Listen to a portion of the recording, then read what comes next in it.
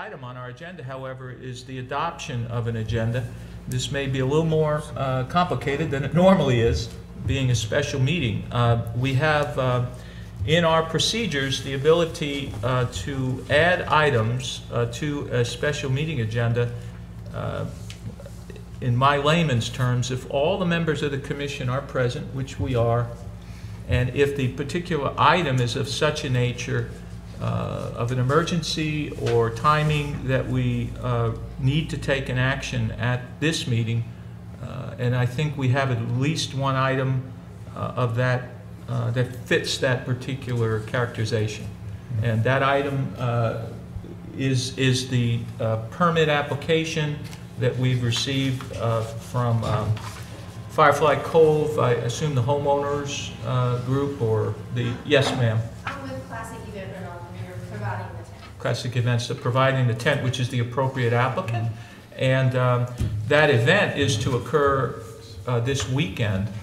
And I've also seen that the forecast could involve inclement weather. So I would like to propose that we add that item as a special item on this agenda, and that we do that ahead of the other items of business, which is the Rumbling Ball concession agreement and the capital improvements plan. That's my first proposal. Secondly, I've consulted with Ron. Our attorney's not here, but I think we would not be outside the bounds of a special meeting to add an item for just general announcements if there were some things of interest to the public. And I think there are at least one or two things of update or interest. And so I would like to add an item and invite the commissioners, if they have something to report of interest, I do, and to report those out to the public. And then thirdly, and I'm not sure if it's necessary, but I notice in this agenda there is no opportunity for the public to comment.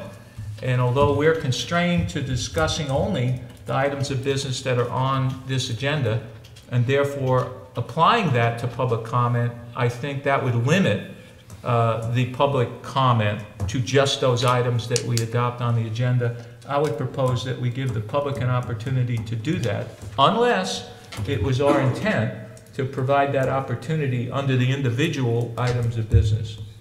Mr. Mayor, as far as the general comment, I think that's outside the scope of the special meeting. Special meeting is supposed to be those things that are of such an urgent nature they need to be dealt with right away. Whereas like this fabric structure, I'm okay with that. The concession agreement, the capital improvement plan, and I would like to add to that the update on the failing manhole situation that we got notified of a couple of days ago. That one, I think, falls within the parameter. Public comment session, I don't think falls into the parameters of a special meeting. And as far as when you said general topics, I guess I would need to know what those topics are. To put a broad general topics on a special meeting, I don't think fits within the parameters. Okay. So, my opinion. So you're proposing, your feeling is to not add the general discussion or announcement? Well, it depends on what those topics are that we're talking about. Mm-hmm. So. Okay. I think if it were topics or comments directly attributed to things that are on the agenda, that would be permissible, wouldn't it? If they're already on the approved agenda. Anything. Yes. I'm sorry. Anything we're talking about on the agenda that gets approved is well within the limits of discussion. Well, let me just say this, that the particular item I had in mind, and I was opening this up to everybody, if we're going to add a special item in regards to the manhole and the sewer leak, then it would cover what I had in mind. Okay. So, unless somebody else said, that's fine. Yeah. I wanted to be sure that was an added item also. Yeah. So make that what, a number 5 or a number 3? I was just going to say we need to get the fabric structure permit as an agenda item line number, and then we'll need to do the same for the manhole. Yeah, that would be a discussion. number 3 for the fabric, number 4 Right. for the concession, number 5 for the manhole, is that all right? That'll work. And number 6 for the capital? 1, 2. Okay, so, anybody else have any comments about the agenda? I think that. all No, right, with so those changes, I'll make a motion that we Commissioner Cameron makes a motion. adopt the agenda with the revisions. Second? Is there a second? Second. Oh, I'm sorry, go. All right. We'll let Commissioner Kilby second. All right, so we have a motion and a second. All those in favor, say aye. Aye. Opposed, same sign. Okay, so let's move now to what is now item 3, which is the fabric structure permit application. We have representative, the applicant here. You all should have, as I do, a copy of the permit application. Does anybody, before we would ask to come forward, does anybody have a particular objection to this? I've read the application. It seems well in order to me. It's been through staff. No problem. Anybody else have any issues? Only, I agree with Commissioner Kilby, it's self-explanatory, justification is satisfactory, and the time when it's being done is what brought it to us today. At the bottom where it says Bob, Keith, Mary need to change, the form needs to be modified prior to your signing. Other than that, I'm okay. I make a motion, we approve it. Okay, is there a second? I'll second it. Commissioner Cameron seconds that. Any further discussion? If there's none, all those in favor say aye. Aye. Opposed, same sign. Okay, there you go. Thank you. You can go on with your day. All right, then that would bring us to what is now item number 4, which is the Rumbling Bald Resort Concession Agreement Review. And so I think you all have a copy of a couple things, of the concession agreement itself, and of a letter that we have recently received from Rumbling Bald. I would just characterize it as sort of asking us to consider a concession rate in general that is less than what we've proposed, which is 15%. And I think in their letter, they are suggesting that to impose this full increase this year in one step, it to them is excessive, and they're indicating it will cause them, could cause them financial issues because it was not budgeted in their annual operating budget. Mr. Mayor, if I could give a brief background on this. So, Back last June, where we adopted the change to the lake structure, lake use regulations, where all tour boats require a concession agreement. We also found that Rumbling Bald had a concession for 30 non-motorized boats, and they were operating 38 the year before. And after we found that out, then they reduced to 30, and then they came in for an update to that. They've been paying 2% of gross revenues on non-motorized boats all this time. They have never paid any concession agreement on tour boat operations. And one of the things they brought out in their letter was that they wanted these concession agreements to be fair and equitable rate for all concessionaires. As you know, the most recent concession agreement with Lake Lure Tours everything is 15% under the new agreement. This 15% that we've requested from them is not excessive. It doesn't go beyond what the other is paying. And if you want to look at equity, for the last 10 years that tours have been paying the town, Rumbling Bald has paid nothing. That to me is not excessive. If they have to fit it within their budget, they can probably do so. I do not recommend reducing it. I think it's very fair. So. okay, thank you. And I'm surprised that they're not here to address it. Were they notified that we were being talked about this? Did anybody notify Rumbling Bald?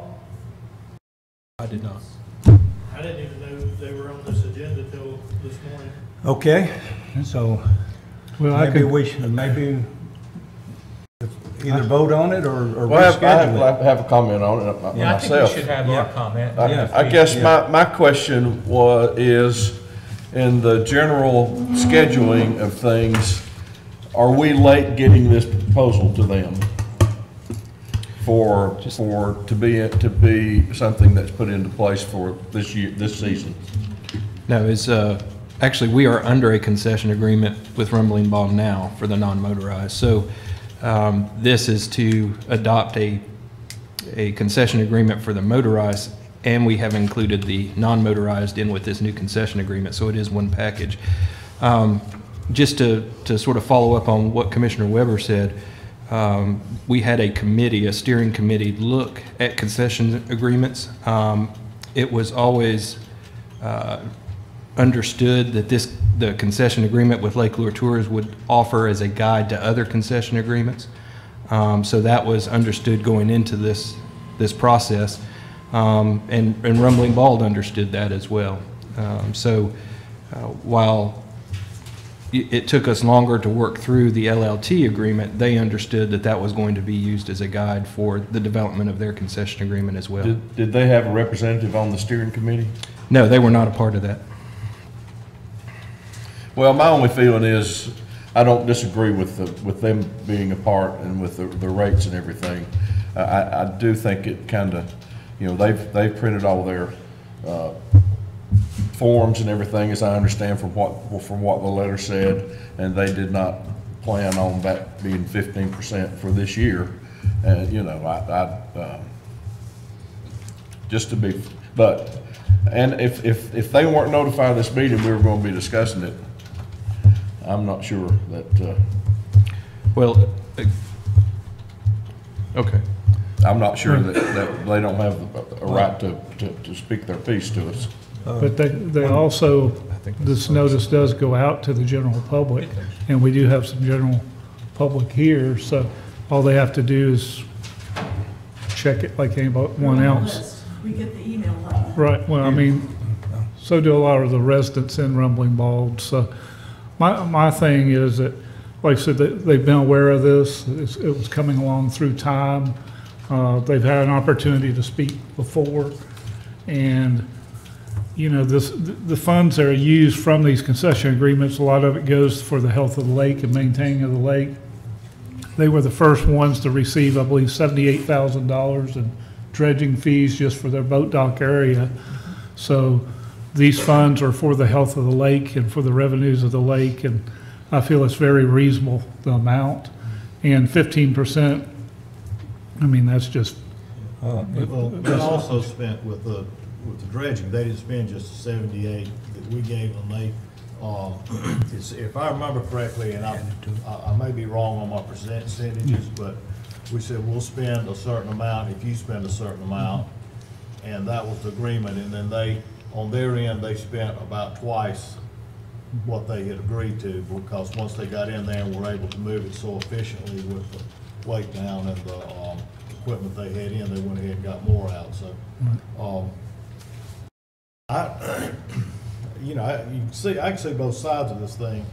I think that a fair approach might be to spread this out over a couple of years, maybe do 5% this year, 10 next, and 15 the next.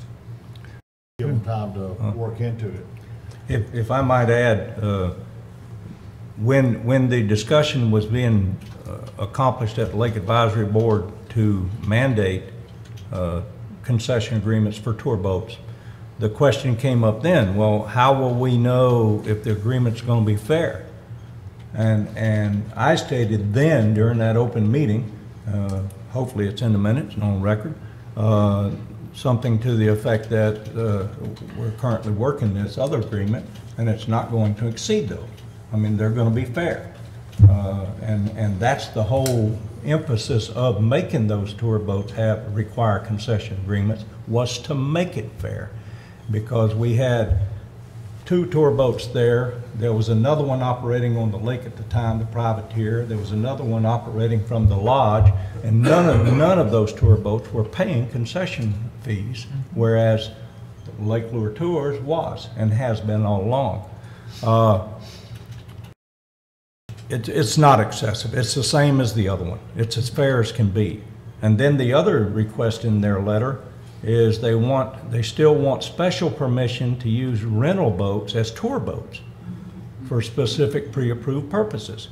Well, they used these boats the year before last. They got caught at it. They got warning citations. They did it again. They got citations they had to pay. They turned around, did it again, and got citations they had to pay, if I'm not correct, Dean.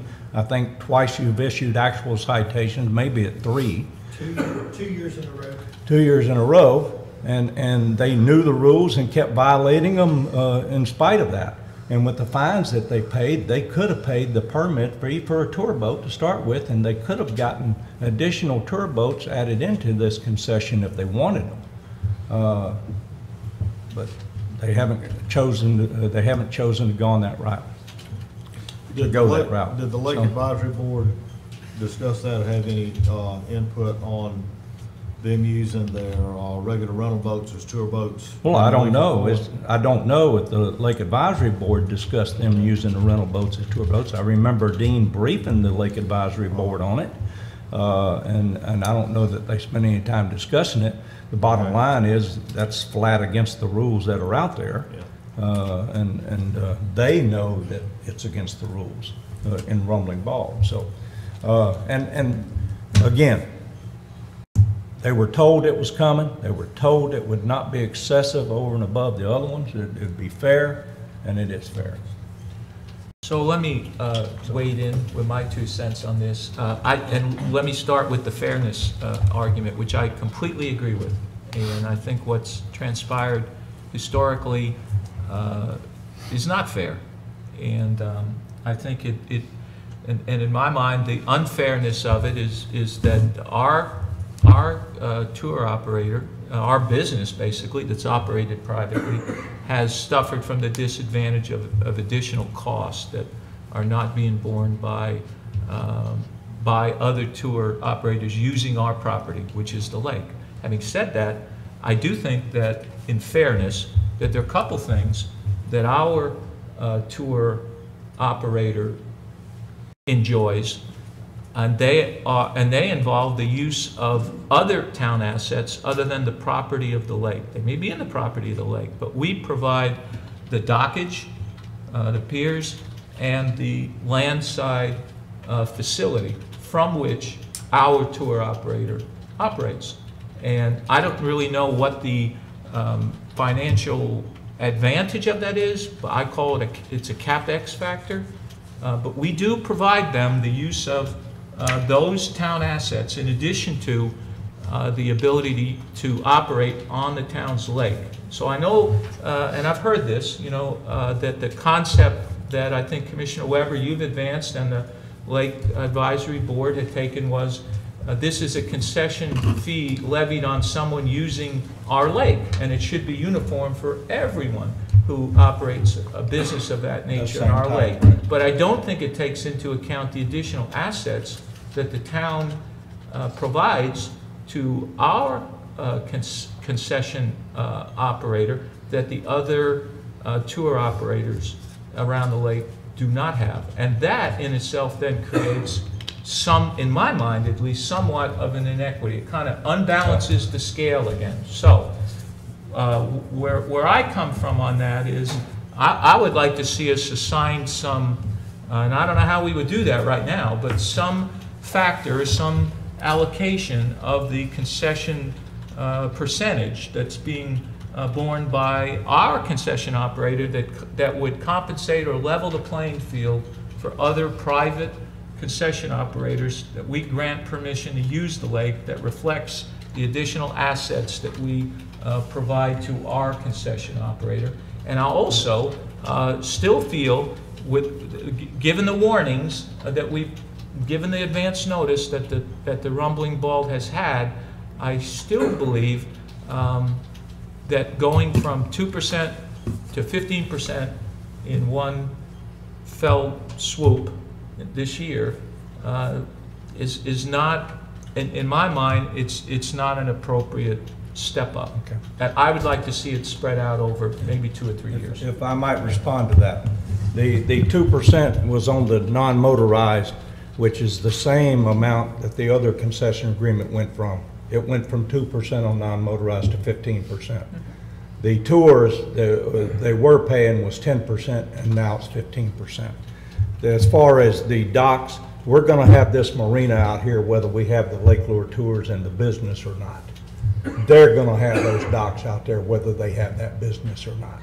And they're gonna rent those docks to their residents. We're gonna rent those docks to residents, hopefully as a priority, and then non-residents secondary. So I extract the docks and the moorings from that situation.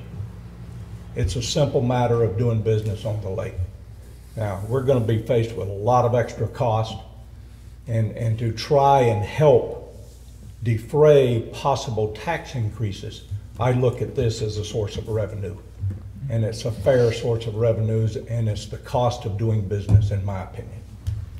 And I also feel that the $78,000 we gave them is a nice check that, I mean, we didn't give to our vendor here to say, here's 78,000 bucks to offray any costs there. So I feel they've been treated more than fairly, and I'm a little disappointed that they continue to choose to break the rules.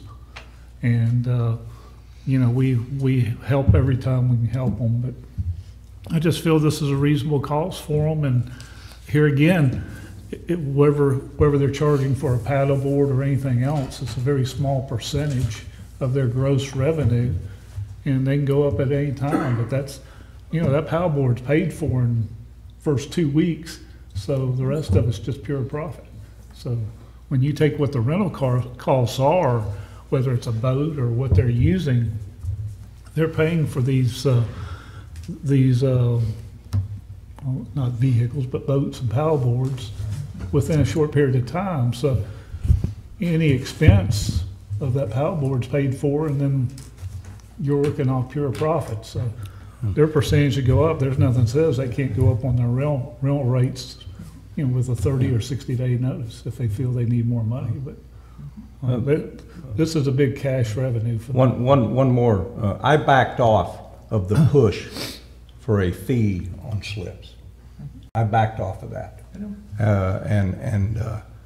and which, when that discussion first started, they immediately increased everybody's rent on slips by $200 in anticipation the fee would go up. Had not even been approved, and then they turned around and had to give it all back. I understand, but the point is that that was also another source of revenue I was looking at from commercial aspects for this lake or for this town, to help defray possible tax increases. And just the things that have been occurring with the dam, the wastewater treatment and sewer, just emphasize more and more and more every day the need for that revenue. I cannot justify reducing this, in my own opinion, or not making it happen at 15% across the board. I agree 100% on our need for revenue, and I think, you know, we're talking about two separate issues. And the need for revenue is going to be there regardless. We've got that.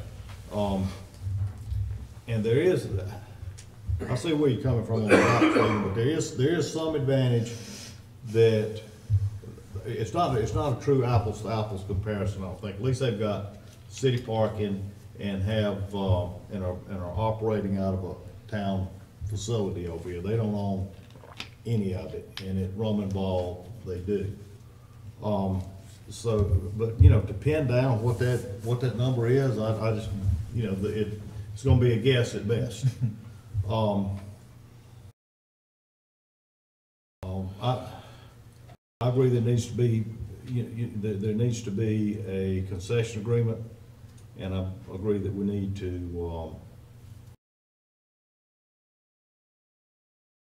that it needs to be certainly more than what we're charging now. But I think that I think 15%.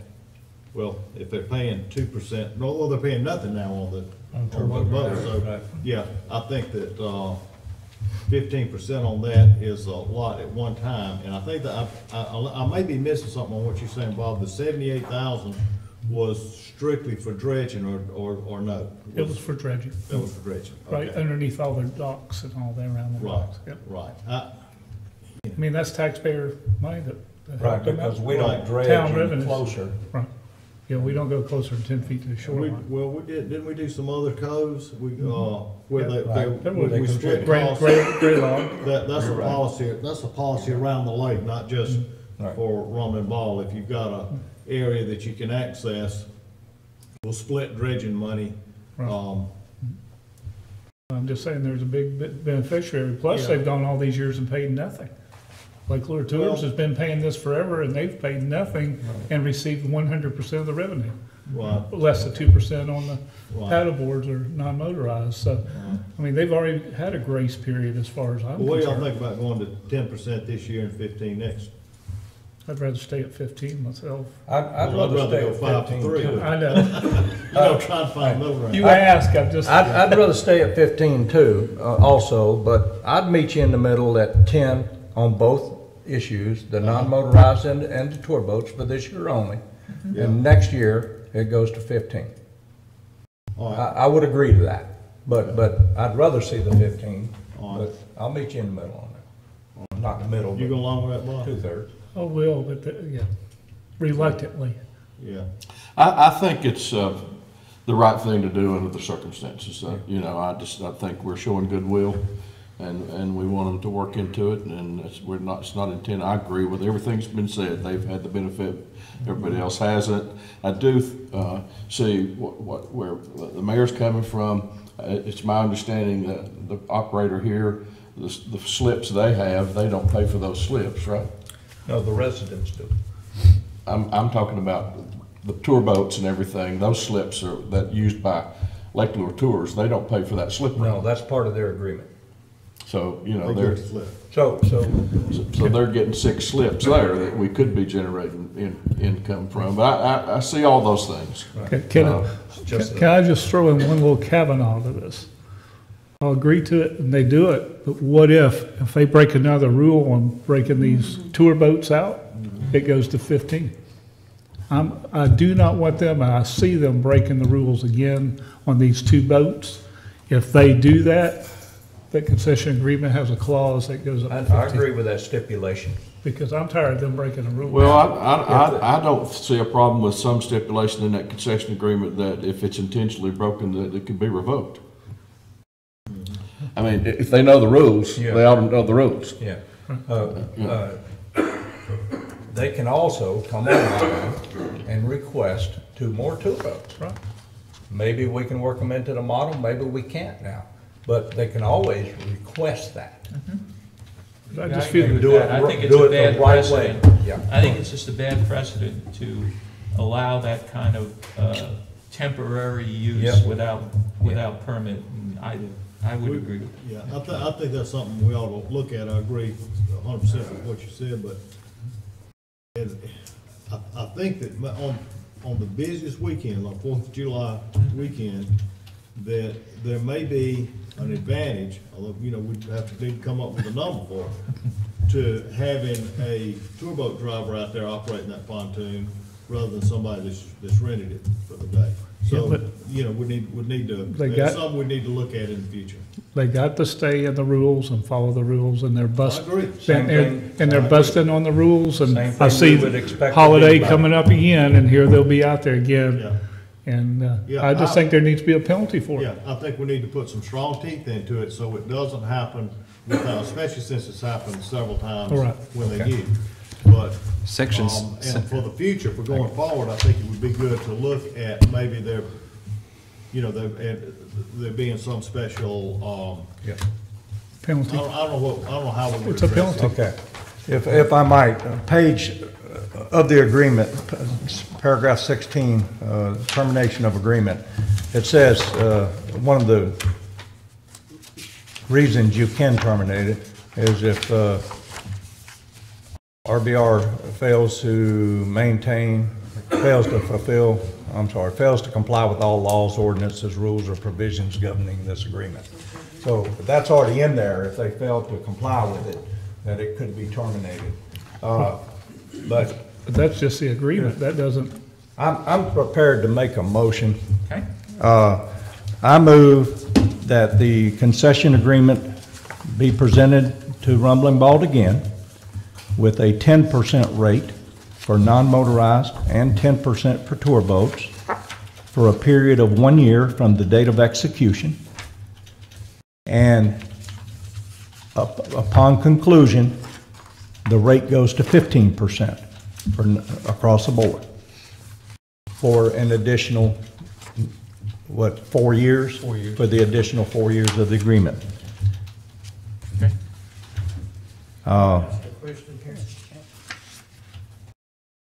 And that special permission to use rental boats as tour boats is denied. Is there a second? I'll second that. All right, and then there's discussion. And Dean has a question. Yeah, the question is on the non-motorized, they're, in the model, they're allowed up to 10. They exceed it by 30, Right. okay? Right. Is what I'm trying to get in my head is the concession agreement gonna be on what they exceed in the model, or is it gonna be No. all of their? It's currently on all 40, and it'll remain on all 40. Okay. The concession agreement is only required for the non-motorized when they go above this point. Right, But then that concession agreement applies to all of them. okay, So it's just like it's been, okay. okay? Okay, and is it the intent then in the motion to modify this, give it back to them, Right, present it to them. and then see where they are? But basically, this is our proposal, I mean, this is, Yeah. what we're saying is the agreement. Is our And proposal. so that at our April 10th meeting, if, do we need to vote on this again then? Or is this just empowering Ron to execute? the Well, I'm agreement? making a motion to give them a counter proposal. Okay, all right.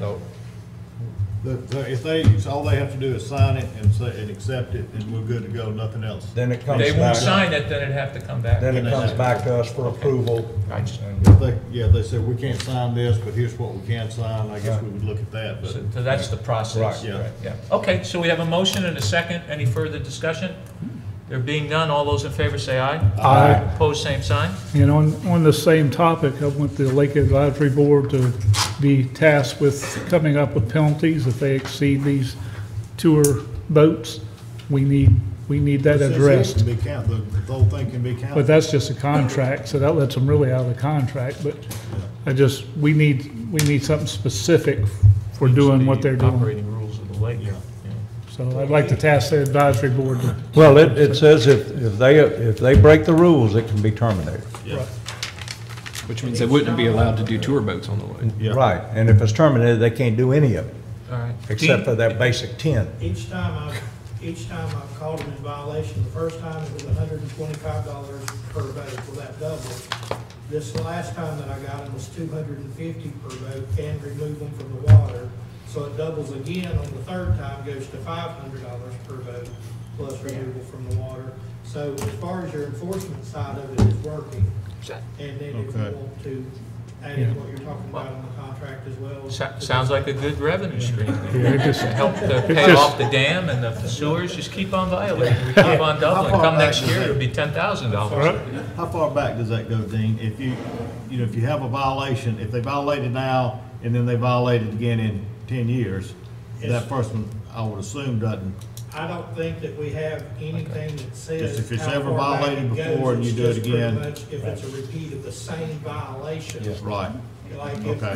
Like if I stop them for violating this ordinance today, tomorrow if I go out there and they're violating something totally different, then it's still at the 125. and Resets. starts off at the bottom. Okay. The only time it starts doubling is if they're repeating the same offense. So if they repeat offense this year that they did last year or 2 years ago, you're still at the increased amount? Yes, Okay. yeah. All right, if there's no further Any- discussion. Any other questions? No, I'm good, thank you. Good, man. Thank, all right. Okay, good. Well, then we can move on to, Manhole. yes, the manholes, right. I couldn't read my own writing. I don't know what the hell that said. I know the subject, I just don't know what the title would be. All right, so in that regard, we have David Arrowood, our Public Works Director here. David, do you want to give us like a status update, or where are we?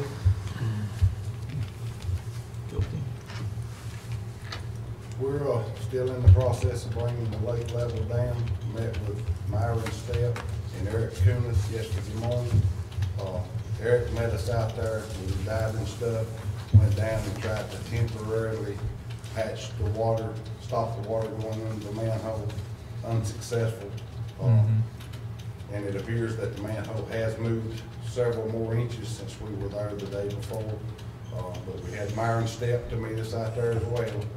Myron is gonna have to use our workboat today to try to take material out there to be used, you know, in the repair of this. Dean called Dan Marina and got permission for us to take our boat over there and Myron and them to be able to load their stuff on. So I'm thankful for them for that because we have nowhere else to get it, you know, get the stuff out there. So Myron is supposed to go out this morning with his guys and look, and he said if the water level was already down enough, they may start trying to do some stuff today. But we're hoping definitely tomorrow to get started on it. He said at a minimum of 2 days to take it out and repair it, at a maximum of maybe 5 to 6 days, you know, depending on how quick it went. But he said he was hoping to have it done in a couple of days. So that's kind of where we're at, you know. We're just hoping for the best and get it down and get it fixed as quick as we possibly can so we can start bringing the water back up. David, is there a plan to work through the weekend? If need be, I think so. Well, I think need be, Yeah. without question. Yeah. Well, I mean, I think that was his plan. So, and anything I can do to help him with that, I'll be more than glad. Do you feel like we need somebody from the town there with them? I don't think so. Once that water's down, I think they're more than capable of handling it. They have done this same repair in the past. It's actually eliminating the failing manhole. Once it's knocked out of the way, then they will just extend the pipe, stub it up out of the water level. There's 2 4-inch laterals that's coming from homes that will be tied back into that main line, which will still be accessible.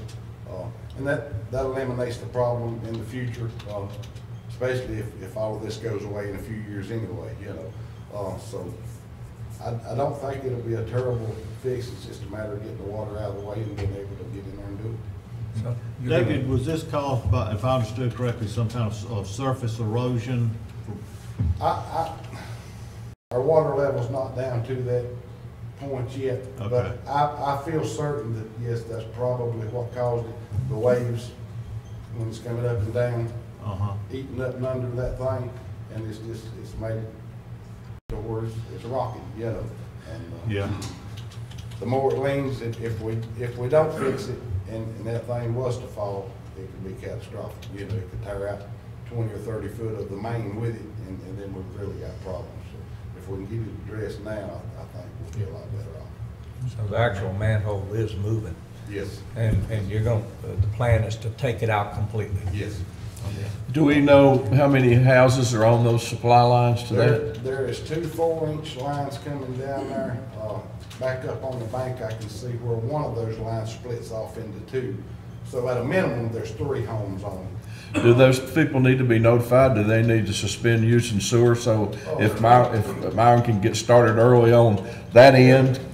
What I've seen so far, and I've already been out there several times, I don't see anything coming down those pipes at this time. Seasonal And homes. if it did, it would be probably a bare minimum.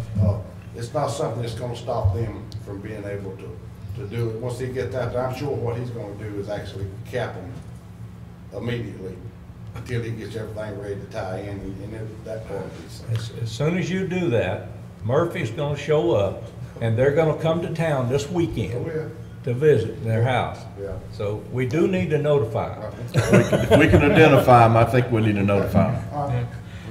Can I, so Tell them to go to the beach. in terms of the excess flow that's been going to our sewage treatment plant, and I guess first to the pump station, that was a big concern we had. It was, and it doesn't appear that the flow has got any worse.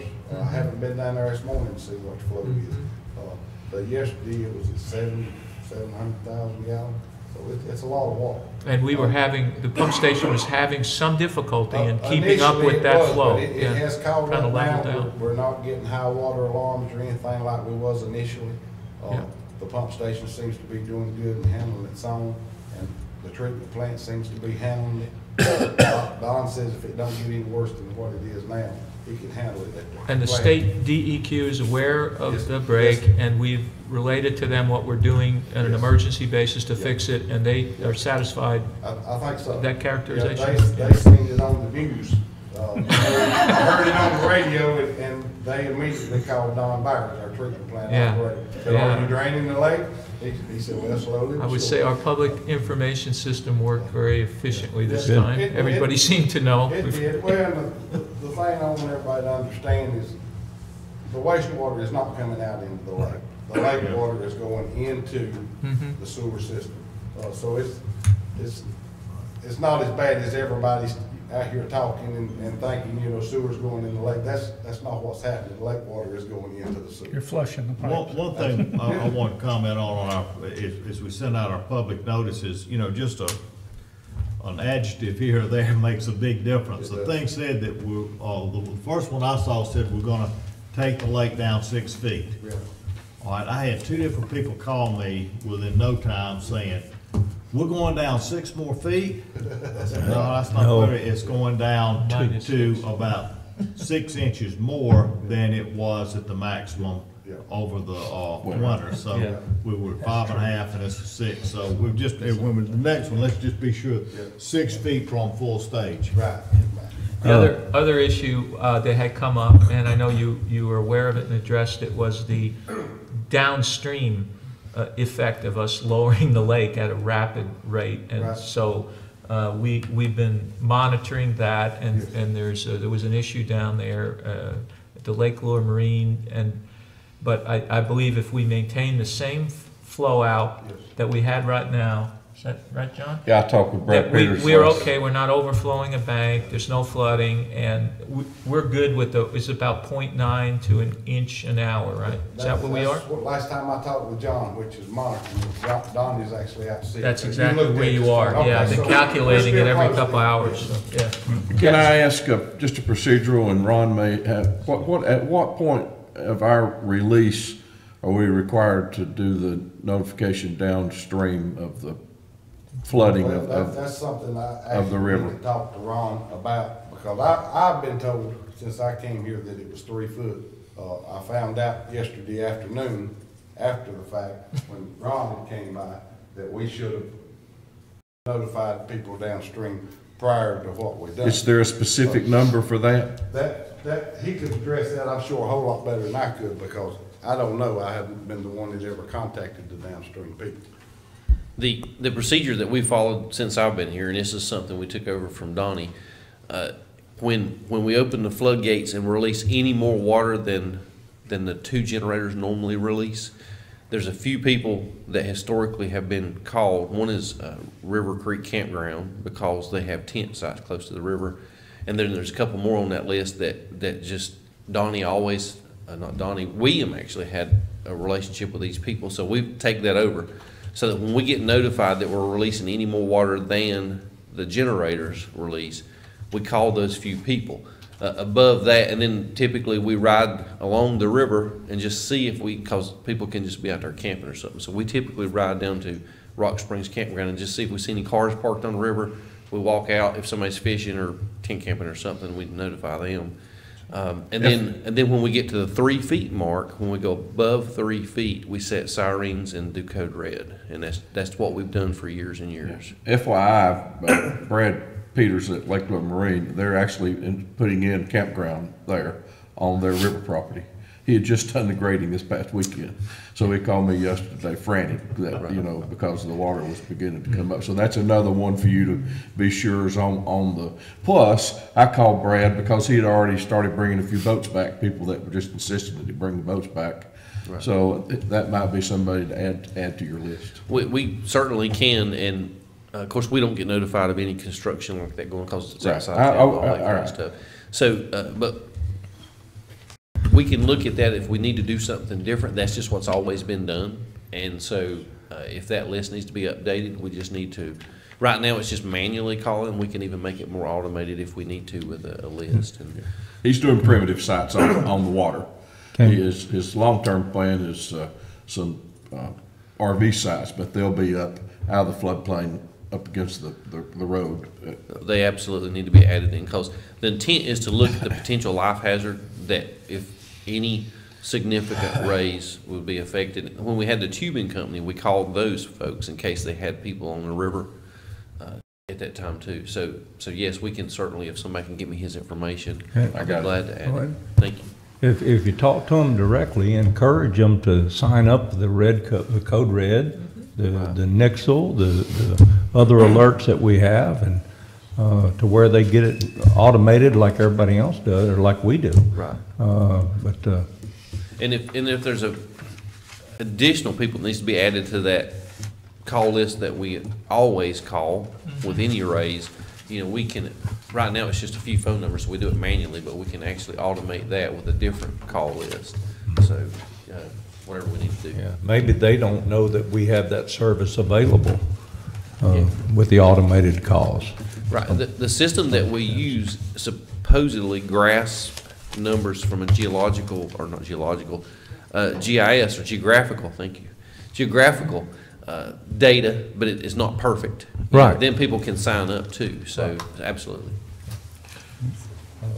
I did just one more comment and I know I was in the room when all this talk began, but David, and I know there's nothing more important than getting that thing fixed so we don't have more problems, and so we can get the water started back the other direction for generating and for recreation as well, with the holidays coming up and stuff. I don't know we'll make Easter, but Well, I'm sorry. Before we move on, I wanted to ask you more about it. Not just that particular manhole, but when we let the lake down, we were over 600,000 gallons. So obviously this thing was leaking back then. Yeah. We let it down. It stopped. I know you guys repaired a lot of leaks. Yes. And some of those even on private property based on our one council meeting. Right. Based on the flows that were there when it was going down last winter. Right. Did we see any noticeable changes at other heights or other levels before we got down to where we were going? So, I mean, we weren't, what were we up to when this thing hit? Well, we were at 200 and 250, somewhere around there. And late Friday night, Saturday morning is when the flow was noticeably different at the treatment plant. And that was about 988 elevation? About 989, Right, 988. It looks like on here is where we peaked out. Yeah. So if we were up to about 988 when this occurred, do you anticipate more once we get this one fixed and get up above it? It's very possible. We've been out looking at manholes, walking lines, trying to see everything that we can possibly find. But are we going to find everything? No, we're not. And I anticipate as it comes up, probably finding more issues. I hope it's small issues that we can deal with the water up, like we have, some things in the past. But this manhole, it's coming over. It's All falling. of our manholes are at the same elevation, aren't they? No, they're not. They're not? They are not. tops of them aren't they? Yeah. Aren't the tops of them supposed to be at 995? I think so, but the actual, you can go out on the lake right now and some of the manholes are submerged, the base of them in water, and some of them are completely out of the water. Okay. So the inverts of the manholes, I'm not sure about the tops of them. So those manholes are sealed on the bottom. The only outlet is the sewer pipe going out. That's exactly So they right. could still be up and the sewer water stuff still be going in. Yes. They were poured in place. They're not precast, they're not brick. They were formed and poured right there where they're at, when they were done. One thing I guess I'm trying to get at is what is the alerting guidance that they have at the dam or at the wastewater treatment where the flows are measured? does he notify us every time there's an increase of 50,000 gallons or 100,000 or 150? What's the cutoff line there that he would notify us? Honestly, Stephen, don't have an answer as far as an exact number.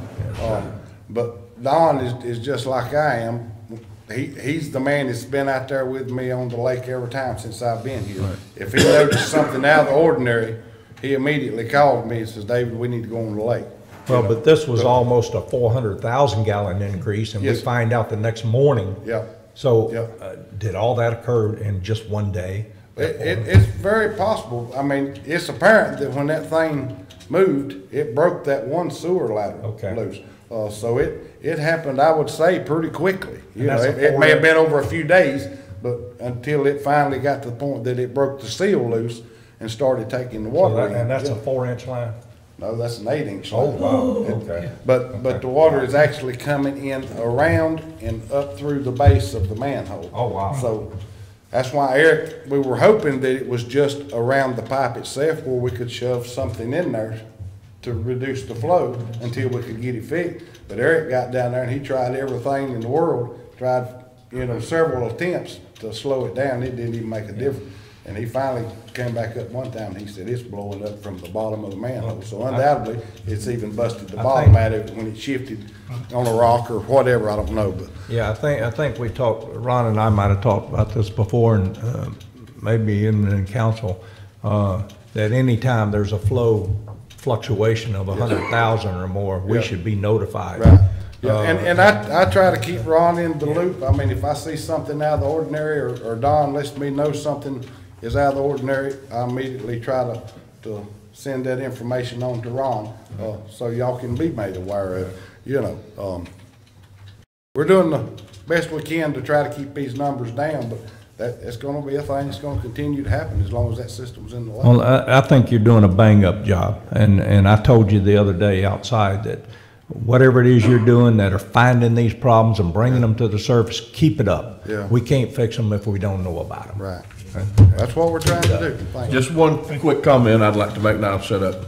We have a great resource in Eric Kunoff, and the town owes him a great bit of gratitude for what he does with his underwater diving and helped us in that. And I know you made the comment that he's done several things and he won't let anybody pay him anything for it. So well, he said the water was awful cold this time, so we might get a bit. Which I told him was fine. He is a great resource for us to have, without question. Immediately, as quick as he was made aware of what was going on, he was offering to help. He actually beat us out there yesterday morning, had his wetsuit on. He was willing to bend over backwards and do anything he can. So if you see him, a pat on the back would be great, because he's a great asset to this town. For all those people that like to make a negative comments, maybe they'll give Eric a thank you. I hope so, because he deserves it as far as I'm concerned, because he's been a lot of help. He stopped one flow for us last year that was several 100,000 gallon that didn't charge us a penny. We had every fitting in the world and didn't have nothing to fit it, so we had to make a fit work, but he did. He went down, he choked that water off, and it held till the lake came down to where we could repair it. Maybe we'll name the new sewer plant after him or something. There you go. Better ask him. Yep. Yeah.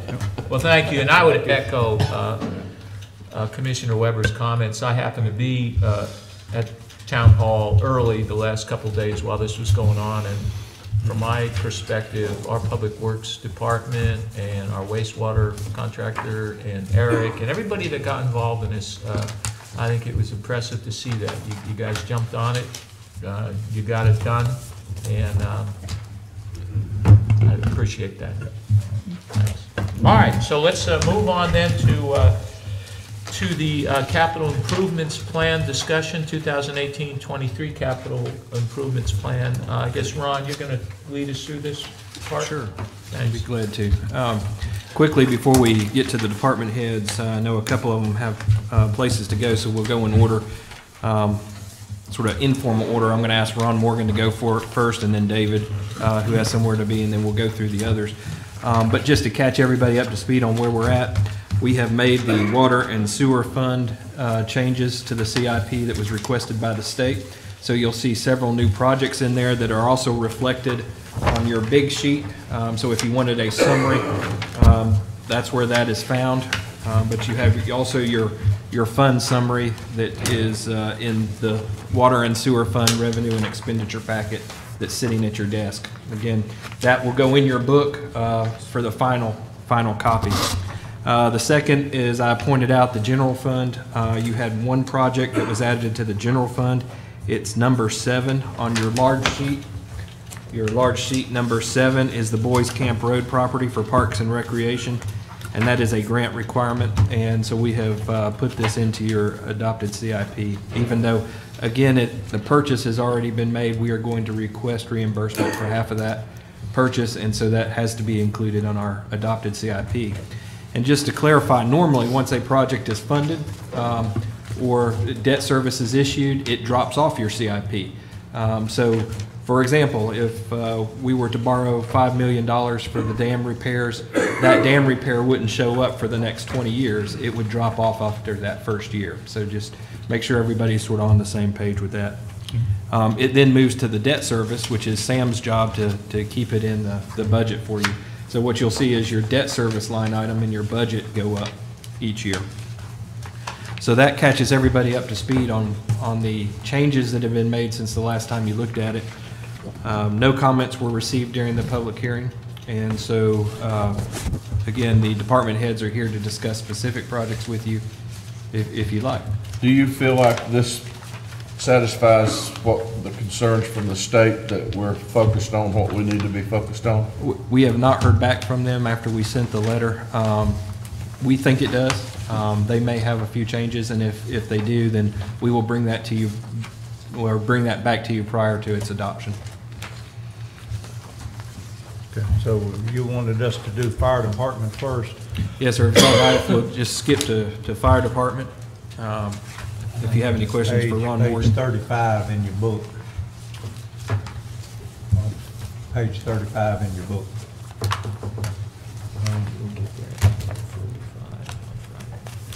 The breathing apparatus, that's number 1 on the list. I have no issue with. We go down, we have the public safety facility. John, you mentioned last time at council or something about moving that or possibly moving that, or so we hadn't discussed it, then we did talk some, and then Well, let's hear what, The public safety facility, did I hear correctly? yeah. As far as the public safety facility, you know, and the way this started a couple years ago, we came with a project to do an addition to our current station to meet some kind of immediate needs for facilities, since we've got 2 24-hour personnel. And after looking at those, what it was going to cost to do that minor addition, which is still a small fraction of what this cost is, we kind of broadened our scope and looked at a lot of things that had been addressed by the comprehensive plan that the town had looked at, and then some other needs in the town. And that's kind of how the public safety facility come about, was to try to address across the board some issues or needs that had been brought up through several different planning processes. Now, that being said, I heard loud and clear some of your concerns at the last meeting. So if this is something that y'all don't want to pursue, then my goal will be to come back and ask for the addition to the existing fire station that'll get us by for a good while until such time as something else is addressed. Yeah, with the sewer issues that have come up recently, and the dam issue that we just found out about when we started getting when the letters that were coming from the state began to be passed along to town council just this past fall, the first time that any of us had seen those. I don't think we could, give proper consideration to a, $5 to $6 million project. And I know you understand that. Absolutely. The thing about it, a question I have is if we've got basically the same number of personnel that we've had with that addition, we did pick up one, but that was right. That did not increase the number of people we had at any one time out there. That was to kind of fill in a gap on third shift maybe or something like that. It filled we have 3 24-hour shifts and it filled one of those. So this particular need was brought up a couple years ago, or maybe longer than that. But so it's something that actually when we went to 24-hour personnel back almost 10 years ago, it's a need that arose then. Obviously, we just had more pressing needs. So this is something that came up probably a few years ago, is that we were trying to address this, what we have right now, and even had before we added this last person, is we have a, as far as living quarters for our 24-hour personnel, we have one small room that is about 9 foot by 13 feet. And so we have 2 small twin beds in there that they share this room. In addition to that, each one of them has a locker where they keep their personal stuff. And then we have originally we didn't have a shower facility there. So when we went to 24-hour personnel, we literally took a closet, and Ronnie would come out and we converted this closet into a shower stall. It's not attached to a bathroom. It's just a shower stall in a closet, literally. And then, so it's something that's been there. It's just something that we've been battling to try to get it to the top. It's kind of come up a few years ago as that's a need, and then when we approached that, this other this facility kind of come to light as a potential thing. Now, obviously, I know where we're at financially, so I understand that. And if council's not wanting to pursue this public safety facility, then we would desire just to try to address these living quarters issues for the 24-hour staff we have. One of the big issues, we've been in this situation before, is we had a lady working for us 24-hour shifts. So if you have a lady and a gentleman working, as of right now, they either have to share a small room, or the lady that worked for us before, we have another small kind of a bedroom upstairs. Technically, it's not a bedroom, but there's no... That Dean's old office? Dean's old, well, it originally was a sleeping room when that building was built in the 80s, or some kind of room, and then it became my office, and then it became Dean's office, and then we converted it back to a sleeping facility. The problem with that is there's no restroom up there. You have to come outside, down a set of stairs, back inside the building. If there's an emergency call, you have to come out, around back in, and also if you need to go to the restroom in the middle of the night, you got to go out in the weather and come back in. So it's really inconvenient, and it does not provide the same level of facilities to a lady that it does to the men that work there currently. If that section of the building, I had that written down here about the upstairs portion, if that were enlarged and improved, would it fall under having to be sprinkled, and are you positive it would fall under that? Yes, the code changed several years ago, and matter of fact, we were fortunate because we kind of got under that window.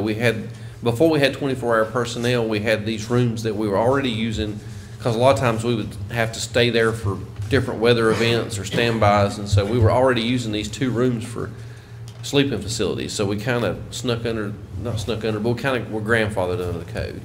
But if we add any new sleeping facilities, by code now, it has to be sprinkled by state fire code.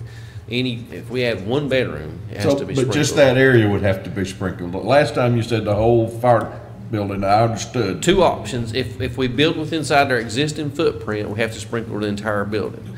We do not have city water there at this time. So the other way around, what I've talked to the state, and another way around is to have a fire separation between the existing building and the new addition, which technically makes it a different building. Okay, and then we only have to sprinkle that new addition, which would be a bedroom facility or living quarters facility, and we can do that with a small pressure tank. It's kind of an expensive small sprinkler system, but it's still way cheaper than doing the whole building and all that other stuff. So, and the price that we had, I met with Jonathan Hinkle, and I met with a sprinkler company, and the price that we got for that addition was a estimate. Hopefully, it's going to be higher, but hopefully around about $200,000. Or we can continue as we are now, and if we hire a female firefighter, let her have the nice, put the guy there. That's what always worked around my house. Right, even does right now, don't it? The other situation is we currently have female firefighters. They're not paid career firefighters, but we have several female firefighters, and when we have certain details that a lot of the volunteers come in at certain events and stay and work the night, work overnight, stay overnight, and so currently if they end up staying there, usually end up sleeping on the couch or something. So the need's really there. I understand money's tight, but this would be one of our highest priorities, just this addition. Will this affect our ISO rating one way or the other? No, it's just a matter of trying to provide adequate facilities for paid staff. Would that, if you did that separate firewall and that, I mean, down the road sometime when this facility would be replaced as a public safety building, that would be something that could be utilized by whoever occupies that, whether it's whoever? Well, whatever the facility turns into, whether it stays a town facility being sold, it still would be the same usage, yes. Yeah, I know that there was some concern about it being public works, but whatever it ends up being, if it was sold or, reused or whatever, it would still be there for So use. do we want to do an alternative? I mean, if we're not going to do the public safety this year, do we want to put on our list the expansion? I'd say that'd be a better choice, because there's no way we can afford a new facility right now. And what kind of money are we talking for the expansion? He said 200,000. When I got the estimate a couple years ago, it was around $200,000. Things never get cheaper, but I already have most of the information together, and certainly, we can kind of finalize that, put it back together, put it back in the plan. Now, that was the total cost then? Yeah, that was roughly 200. And a matter of fact, I got a plan if y'all just get it. Be clear, that was the total cost then, was around 200,000. That was the estimate. Okay, so I had an we estimate from understand Jonathan it'll be Hinkle. more now, yeah. I had an estimate, Jonathan Hinkle, for the construction of the building such as, and then I had an estimate from the sprinkler company for the sprinkler system. So do we want to take public safety facility off as number 14 and just put expansion, fire department expansion? I agree with that. And I can provide But still leave it as number 14? Right. Well, I think we need to look at all of the different requests and start out with how much money we've got and then prioritize them. Rather than, because if we do it like this, then whoever goes first gets what they're after. And as we work down the list. I agree with that, after we get through them all, prioritize them, but I'm just looking at where it is right now. If Okay. we're not gonna do a public safety facility, it's at 14, just change Right. that to expansion? Yeah, if that's what. Fire station If we're sure that's a good number, because you said 200 was just for the building itself, not for the sprinkler. No, it included that. That includes sprinkler. Yeah. Now That here includes the again, furniture, everything you need. we already have the furnishings. Okay, so 200 is, That was the at the time, that was a good number. If this is what we're going back to, I'll get updated numbers. I think it's still be good close to it. But that would be total and not just the first year like we're looking at, year one. Yeah. right. So, And whether it's funded this year or not, obviously, but what I would like to do is, if that's the desire of the council, is to get an updated paperwork to put in the plan so that we know what we're looking at for whenever. and we could keep the public safety facility on the discussion list for future years. Like next year, look at it again, or the following year, look at it again, and move it just like we did last year. Last year, we took it off and moved it to this year. Right. But if we're gonna substitute the fire department expansion for now, $226 a foot, that's.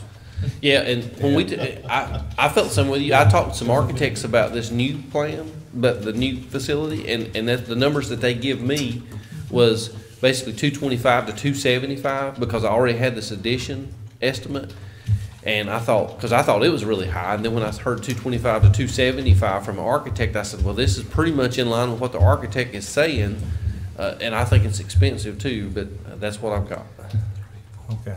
Well, if we use the 200,000, we can always adjust it as we need to.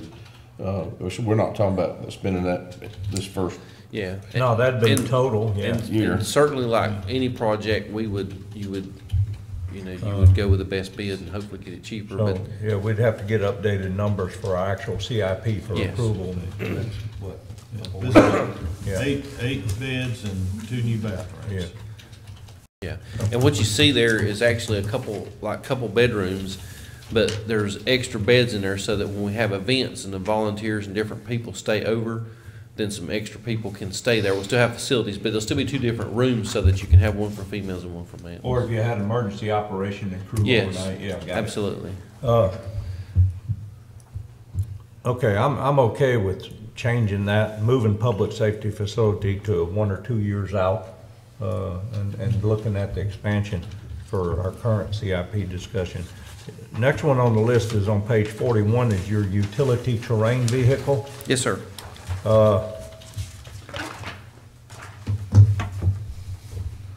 You need to replace the one you have. We currently have in use a John Deere Gator that I think is a 2003 model, if my memory serves me correctly. It's real close. Yeah, it says 2003 model right here. So that vehicle is originally started out at the police department. They got it through a grant and wasn't actually using it as much because they had some ATVs. So when Eric Hester was here, they transferred it over to the fire department. We use a Hound out of it. It's still available to anybody in town that needs it. And it's at the point now where, based on one is age, number 2 is the trails that the town are building. The new design, it's just kind of big for that. And so what we're proposing is a vehicle that would be smaller, that would work much better for the trails that the town is building, that we're having to not only respond to, but we're actually spending a lot of time out there marking the trails, putting trail markers up, and making sure we've got good emergency access plans and such as that. So what we're wanting to do is replace the vehicle that we have with a new one.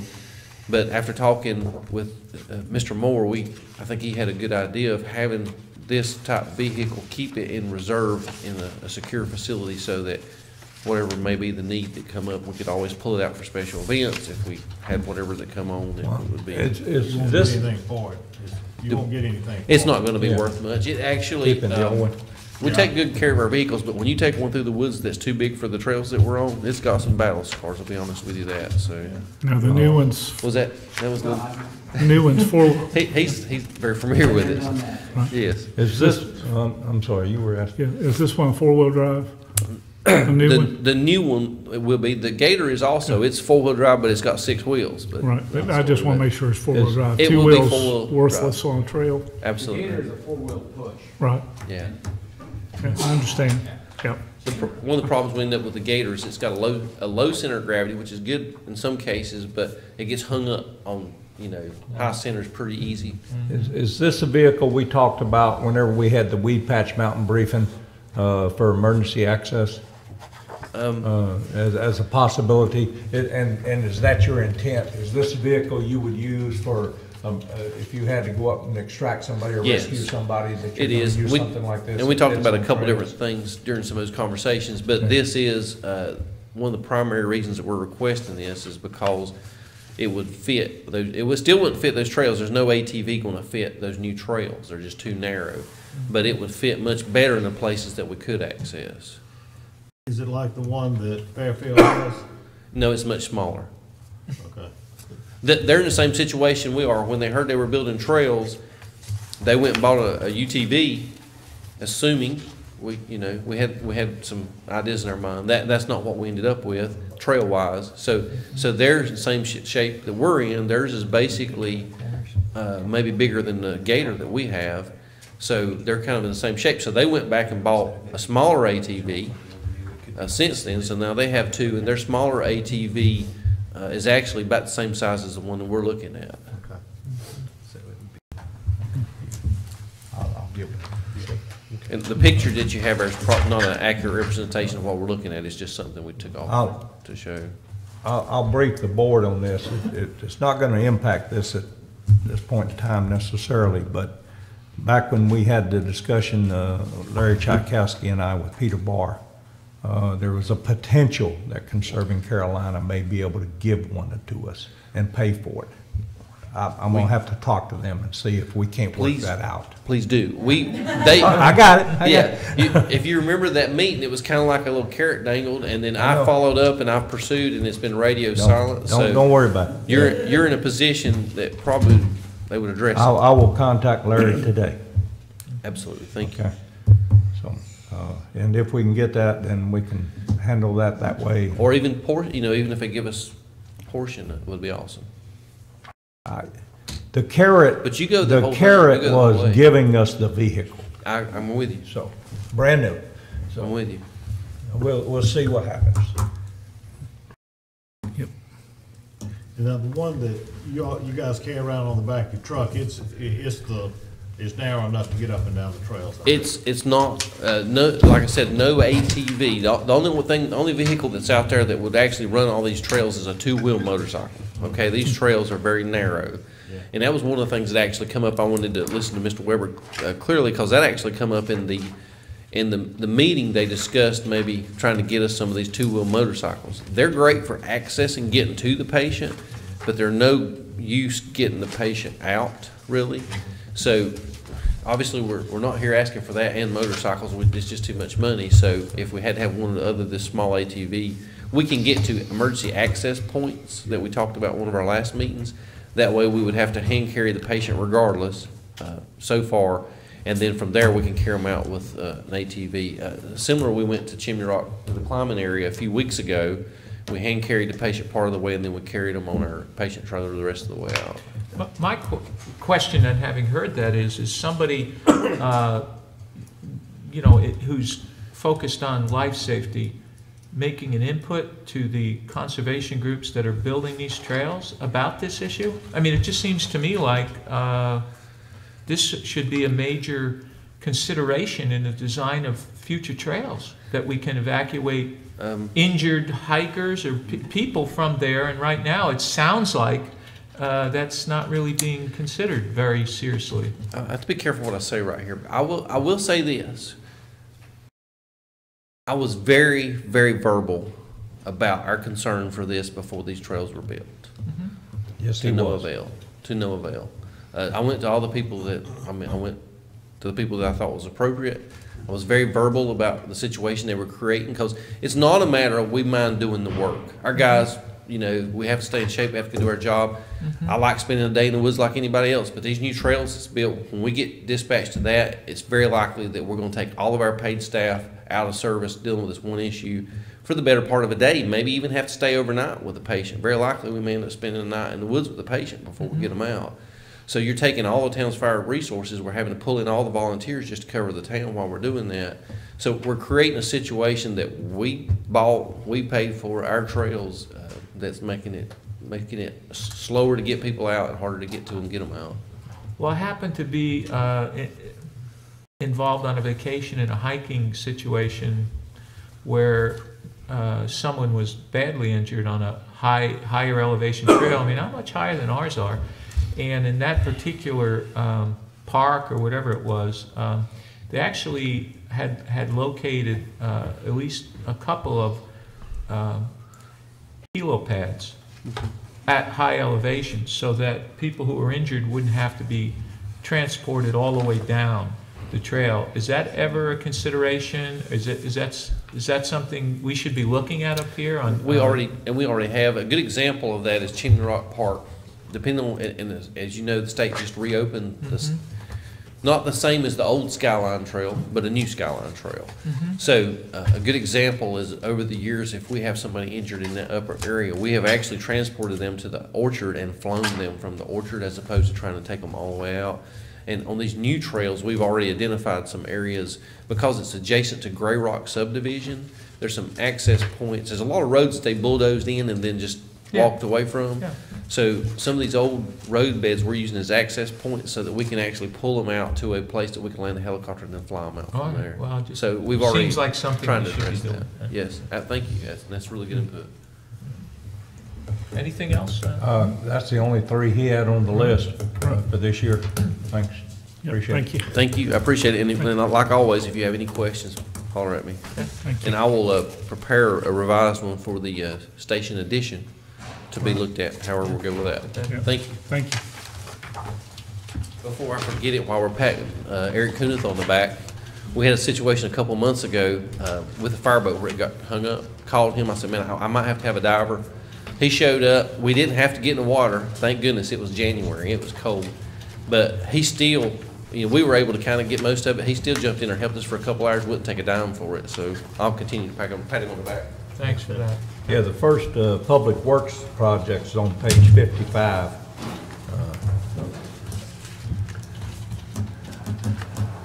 David, do you want this? Or do you want a copy of this? That's that local street paving. This is the summer, and that's the one over there. 10, 12, 20, 26.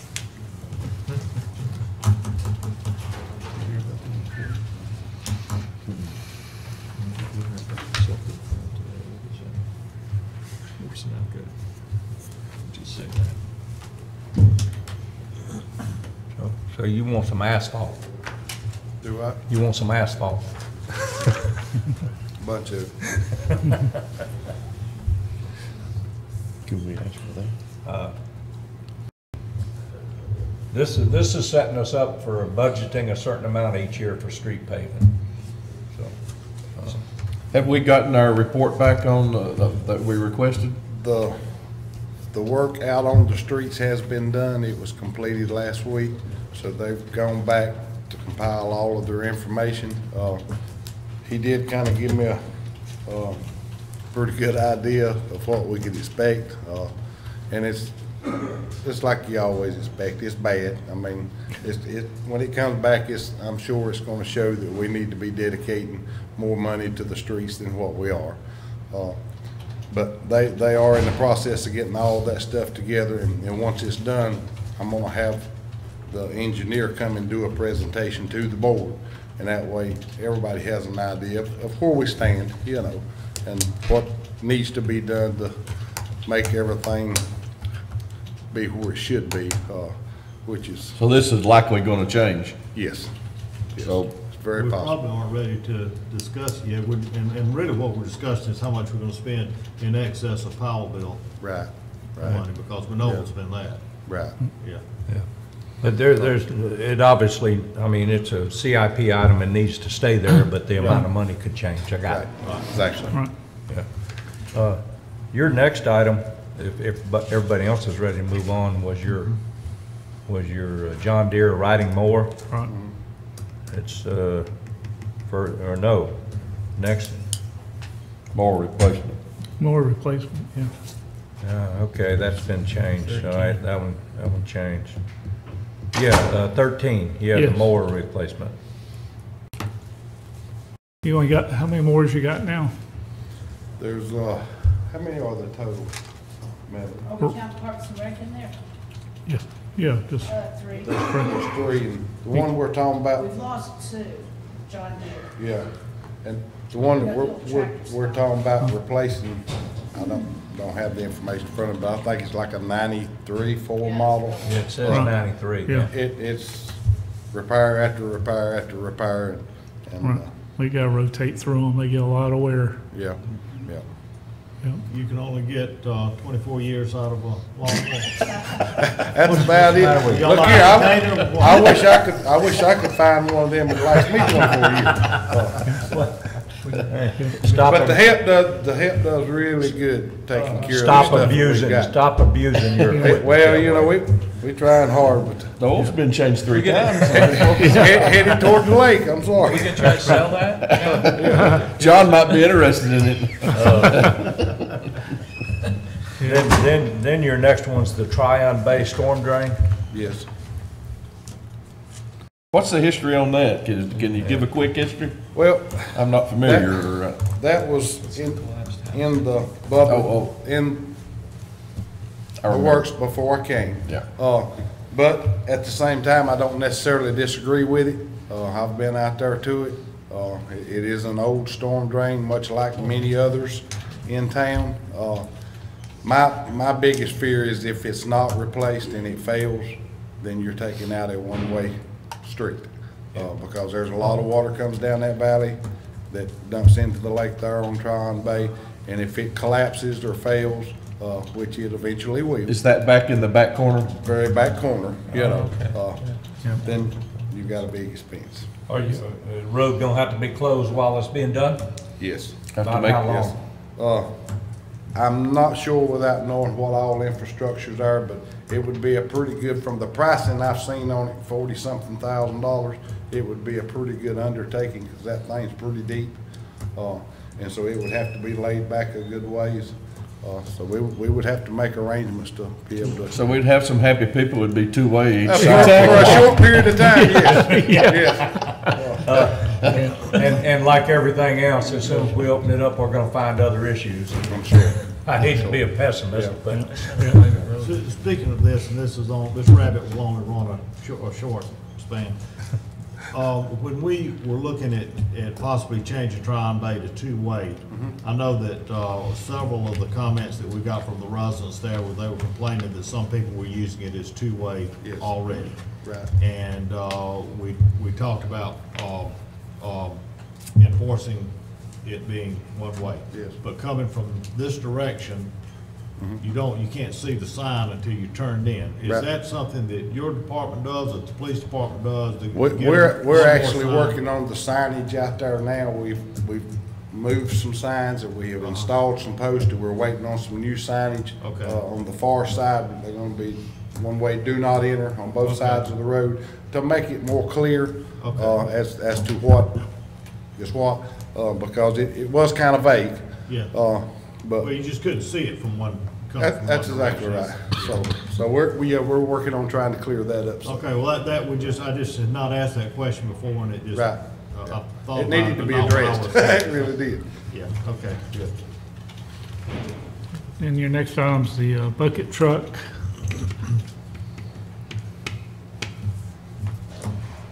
bucket truck. Yep, Hey, they needed that for years. that's 10 years past due already. Yeah, yeah. What do you use the Pretty bucket truck dangerous. for, Monty?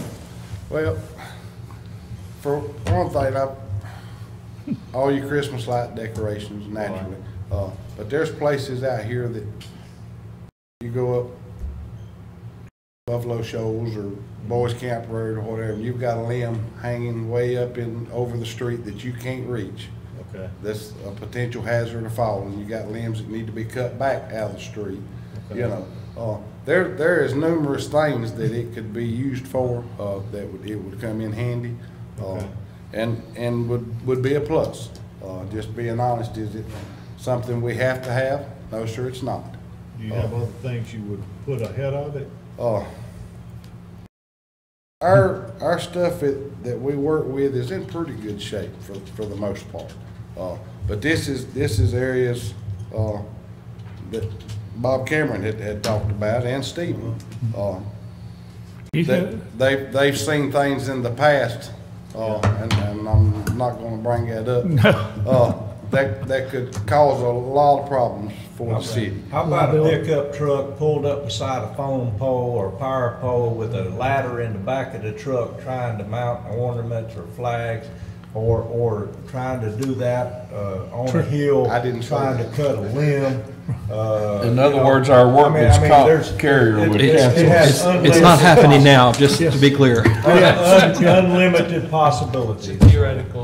And safety first. Right. I'm assuming that price would be a used bucket truck? Yes, it's correct. Yep. Safety first.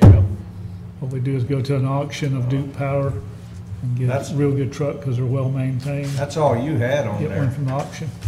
Well, let's see, do we need to talk to him about water and sewer list, the Yeah. second list? And one more thing he needs, That ends hydro. one more thing I thought of the other day, he's gonna need put on the list will be another portable generator.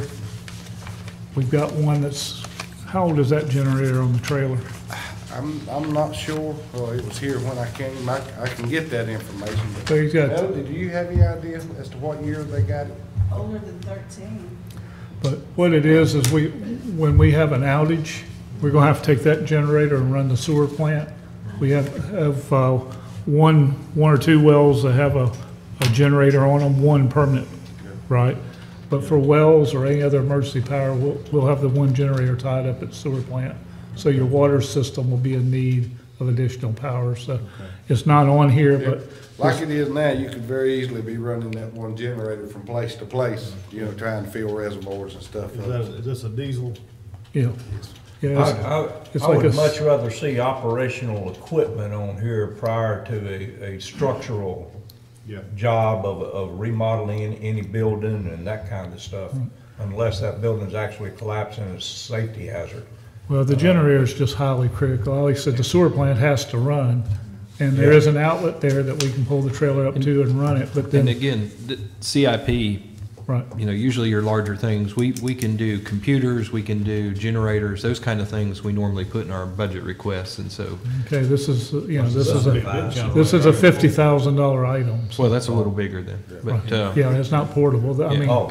not a pick up and carry. So It's a, portable, this kind of, it's on this, wheels. yeah, this 60 kW with a regular trailer, and Yeah. it's close So to, do we want to add that to the list as a new item Yeah, down at the bottom? down at for the very time being? bottom. well, just to, for process sake, David would need to add a CIP sheet, and he would decide when it comes in. Yep.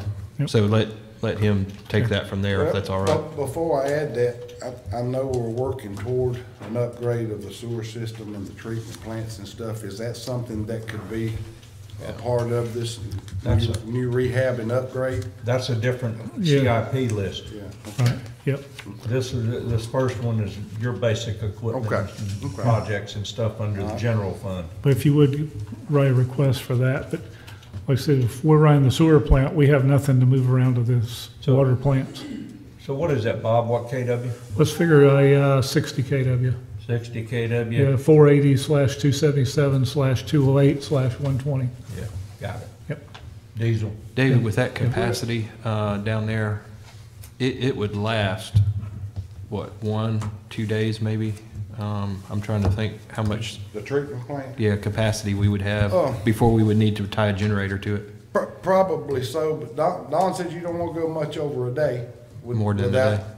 The treatment, because then everything's gonna get out of whack, Right. and it's not as simple as going in there and flipping a switch with a generator and getting everything right back. It's a process to get all the numbers back to where they need to be for the state. So I'm not opposed to it at all, and I'll be glad to come up with some numbers on it. And yeah. Might need to meet with you down there to I was gonna look say at the that. the treatment plant, I'm not sure how big even if it's got an outlet, the pump station is another part. See, it takes 2 generators to run those 2 items. If we've Yeah, the got- pump station is actually already running off a backup off of the one that's at the hydro. That's correct. Uh, And we so also it- have an It has a outlet. backup now, Right. but the. Keep that one plant working. doesn't. Yeah, Right. we're trying. So are you looking at that primarily a CIP for sewer and water or for all of public works? You said it's not portable. It is portable. Oh, Yeah, it's on a trailer. okay. It could really qualify for water or sewer, Where So we want it on Whichever our one. general fund CIP or water and sewer funds? water and sewer funds. Or wait until, see where David brings it in? But bring it under water and Let's sewer. let him make a recommendation. Right, Right, okay. but All yeah, right. but that's when So you. now we do have the water and sewer fund. That's another page there with 6 items on it. You got sewer line replacement, which is the overall for the town. Firefly Cove well system. You familiar with that one? Okay. These, David, the pump station equipment, the gate valve repair, the bar screen replacement, those are all things that will be required even if we go with the new low-pressure system. Depending on the design, the final design, I don't know which way it's gonna go, if that station will still be left active or if it's eliminated. But until that point in time, we've gotta keep it going, and, those items for that at this point in time is stuff that's gonna need to be addressed. Because especially, like right now, I'm thankful that we had Ken Carver to come in and do maintenance and stuff this year and replace some impellers, because with the flow that we just dealt with, we handled it and we didn't have failure, So, yeah, that's stuff that needs to be addressed. Is this gate valve repairs, is that big valve down at the base of the dam? Is that what we're talking about, or is this in a different place in the system? Yes, it That is. was, Yes. That's it, isn't it? Is that the Ron? big valve Ain't that the down one we talked about It below is, the dam? yeah. That's the one that the state requested that we. Yeah, so I think that is a critical need. Yeah. We need to be able to, Yep. Well, it says Operate that. repair, is that, you're Well- not repairing one, you're actually putting one in, or Well, what? to Depends on start what we with, we find. gotta get the flow back down manageable before we can even, the state wanted us to be able to go in and close that valve in case of catastrophic failure. So So they wanted it to be exercised to know that it would work. Well, that valve's been there, I don't know how many years, possibly 90. If you go in there and you start turning that handle, that gate's gonna close and you're not gonna get it open. And then you've got the problems. gate valve to the 24-inch sewer line. So, that's so they- what we're planning on doing is going in, once we get the flow back down to a manageable amount, to where you have a fourth of a pipe of flow, go in there and take the top off of that valve. Pull the insides out, make a cap it, and see what we can do about fixing or repairing, or maybe even replacing if it's not a fixed or repairable piece. To where at the end of the day, if it did fail in the lake, we could throttle that down or close it off or whatever. But that's an option that we don't readily have right now. Is that more of a, is that a higher priority, or should it be a higher priority than the Firefly Cove well system? They're both, in my opinion, equally important. Okay. They really are, because there's one well out there that's taking care of that whole area out there. There was originally 3 wells dug, I think. One of those turned out immediately not to be any good. Right. The second one turned out to have the issues. So it's down to one well. Yeah. If that one well fails, Right. we don't have a backup plan. Okay. So what I would like to look into, and it would take some booster pumps and some engineering and stuff, but to see how it would be possible to open that system up between it and the system that goes between us and Chimney Rock. I've been told that there's already a interconnect there that's closed off by valves. So it would definitely have to have, at a minimum, booster pumps to get it up to the reservoir. But then you've got a system that relies on several wells instead of one. I don't want to be sitting here before y'all 6 months from now and everybody beating on y'all's door. We don't have water. It'd just be John and Bob, the rest of us wouldn't bother us. I'll come to your house. And that has nothing to do with it. I mean, You're hosting it's the area that bothers me. If I remember correctly, and of course, that was all done way before we ever came on Right. council. But one of those wells, that it seems like the problem with it was that enough water wasn't being taken out of it, and it was allowing radon to accumulate. Is that right? Yeah, And then if that's it- what I was told. Yeah. And they may very well be a fix for that. Yeah. But I've got to get into it and Right. get with some engineers and find out what our options are, and then go from there. You know, if it's something that could be done to where that could be cleaned up and be usable without causing people problems, then great. But the way it is right now, we just don't have a backup plan if something was to happen. And Well, that's 10,000 this year with an overall expected cost of 85 Right. for planning, design, and engineering. Right. Now, would it not be cheaper to dig a new well? Well, you've dug 3 wells and 2 of the 3 are bad. Well, that's because Bob picked the wrong spot. Well, I mean, that's what I'm saying. Yes, that's very possible, but you may go in there and spend $80,000 digging wells and not be any better off than what you are. And David, the 10,000 is just for you to look at the engineering The aspects. engineering end of it, yes. That's right. That's your not first year the- request. That's right. Yeah. It's not for the repair. And the bar screen. Dave, I got one more question For on the gate record, valve repair. Okay. Is that under the dam? It's on the back side of the And the dam. power Yes, sir. down where it, Discharge side. At the base? Yep, sure is. Where the main trunk line actually comes under the dam. thank you. I thought it was, just wanted to be sure. The water line replacement, 150,000. Where is that specifically? Have you got that in front of you? Oh, I'm sorry, yeah, that's in the packet he Yeah. gave us this morning, the sheets. yeah. Really, for the water line replacement, these are placeholders. We had to do placeholders for water line and sewer line replacement, if you'll remember, because we had applied for 2 grants through the state to do assessments, and we have not heard back on whether those projects have been funded. So that's why it's actually number 5 for the water line replacement. The sewer line is certainly much more needed than the water line at this A point. lot more needed. So we don't have a targeted area for that water line replacement? No, it was a placeholder of about 150,000. Right, okay. Which would be an average of what we need to spend. Okay. The bar screen now, and that's replacing that bar screen filter at the wastewater treatment Yeah, plant. that's going in and How, redo it. I understand it's been there for years and has moving parts and everything, and is it completely unusable or unserviceable at this point in time? It is working at this time. It was working yesterday. The other day I was down there and Don was in there with a shovel, beating in the frailing, and out there with a torch unfreezing this, and there's a lot of moving parts there that have been run for a long time. What I'm getting at is with the outlook Right. of new sewer line and new Right. wastewater treatment and low Right. pressure system and all Right. that, and depending on how aggressive we could be with that plan, Right. do we want to spend Yeah. this 20,000 now on it? And is it absolutely necessary? Well, Or can we defer it possibly, or what would you do? Defer it until that one completely breaks and then emergency replace? Yeah, that's exactly right, and that is something that could be put off, Steve.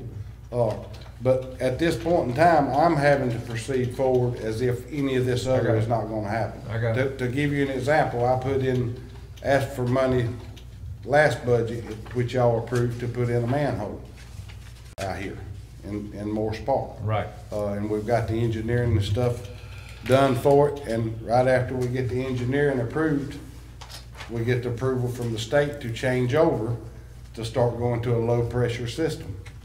And me and Ron sat down and talked and said, that's $10,000 that we had talked about putting in a manhole there. I'm gonna hold off on that manhole rather than put it in there in 2 years from now. It'd be no good anymore. I mean, I'm sad that we paid for the engineering and stuff to do it, but we didn't know the state was gonna come back and approve it. But if we don't go ahead and put the manhole in anyway and have to wait that 2 years, what impact does that have on the Morse Park usage? Anything? I don't think so. Okay. My whole theory for wanting to put that in was so when and if we had problems with that line, it could be accessed and repaired. Rule of thumb is 250 feet between manholes. Right. It's over, Shannon, what did we end up measuring? It's over 1,000 foot over there, ain't it? With no access. It's over by Fraulein Bayo's house, there's a manhole. Well, this thing heads right across over into the silt pond. Right. And so there's over 1,000 feet there with no access. Right. If that line had stopped up today, and you call a plumbing company, a jet rod or whatever out here, you're not gonna find a machine with over 500 foot of hose on it. Will this So affect? what we're gonna do is split the difference, so we could access that thing 500 foot this way, 500 foot back to the next manhole. Because when this was done, it wasn't planning for all this to be laying, this has all been filled in. Okay, we look at the new restroom facility as a target date of finishing construction of June 30. Right. Will the lack of the manhole or the addition of the manhole affect the restrooms, or will the No. restrooms affect the sewer lines either direction? You're gonna put more flow in the line, but Okay. whether the manhole's there or not, it will not affect what you're Okay. doing with the bathroom. Okay. And that one discharges a new line over to the marina, Right. is where Yeah. that line Yeah. goes. Yep. And I just, now that we see the way this thing's headed, I hate to spend $10,000 on something that we feel pretty certain right now will be obsolete in a few years. Couldn't help it. Yep. And so, the same thing with the bar screen, if this is approved, and then we know 6 months from now, it's not something I would spend July 1. We can deduct it from your pay for not having that foresight. Get all you want the first week, brother. Thanks, bud. That's a good comeback. All you want the first week. You only knew. And crane outfit that has came out, went out on the hoist, looked, measured, was familiar with what it is. That company has gone back now to try to see if there is anything still available for that existing hoist. Because he said he knew up to several years ago there were still some parts available. But he said it was definitely 90 years old. And the internal brakes, not the external brakes, was the biggest problem with that thing. So he's going back to see what's available, what a repair cost would be, or a replacement cost would be. But it's not gonna be cheap like everything else, any way we go. So I'm waiting on a response from them now as to what that cost will be. But that is in the works, and I've went as far as I can actually go until I hear something back. Currently, we anticipate 40,000 as a maximum. That could go Yeah, higher. it's an Based estimate. on what. I tried to get numbers from the hoist and crane man that I wouldn't hold him to when it's out there, and he wouldn't do it. One thing that he said, once that thing comes off of there and goes back, whether that one goes back or a new one goes in there, there's gonna have to be a base built up there with a railing. It's gonna have to be an enclosed ladder, like it's at the water tanks, to make it accessible to where you can get up there and you can maintain it to meet OSHA standards. So there's gonna be additional cost there. So I don't know what kind of number we're looking at. Will the bucket truck reach? Not the $45,000. No, they make one. Yeah, they do. They sure do. Now, penstock repairs, they've already been doing some of that, haven't they? There has been some done. I had them down there the other day working, like everything else. We ran out of money, but he's preparing me a quote now, an estimated quote, the welder is, of what he thinks. We found 11 or 12 places yesterday down there on that penstock that is in need of repair. I'm not saying they're all major places, but fellas, that's not gonna be a cheap fix.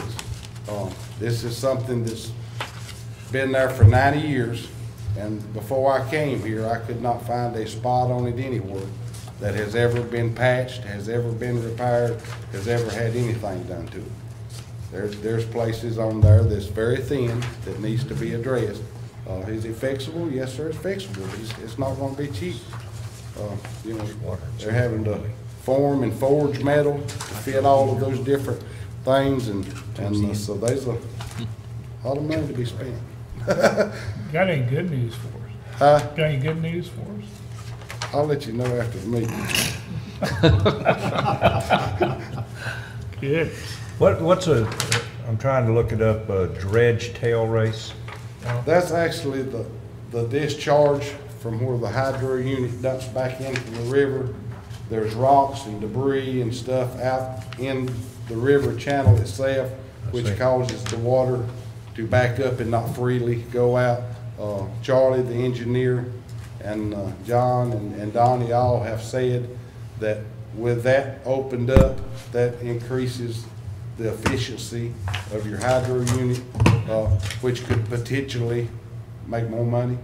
I don't know what that number would be if it was cleaned out, but it's very possible with the stuff that's going to happen with the dam.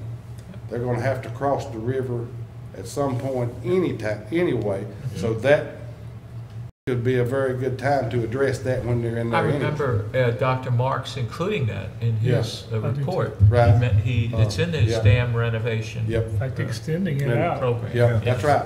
Yeah, it says under the justification, it is anticipated this project could result in a 1 to a 2% increase in revenue. Yes. Okay, I don't mind spending that money. Right.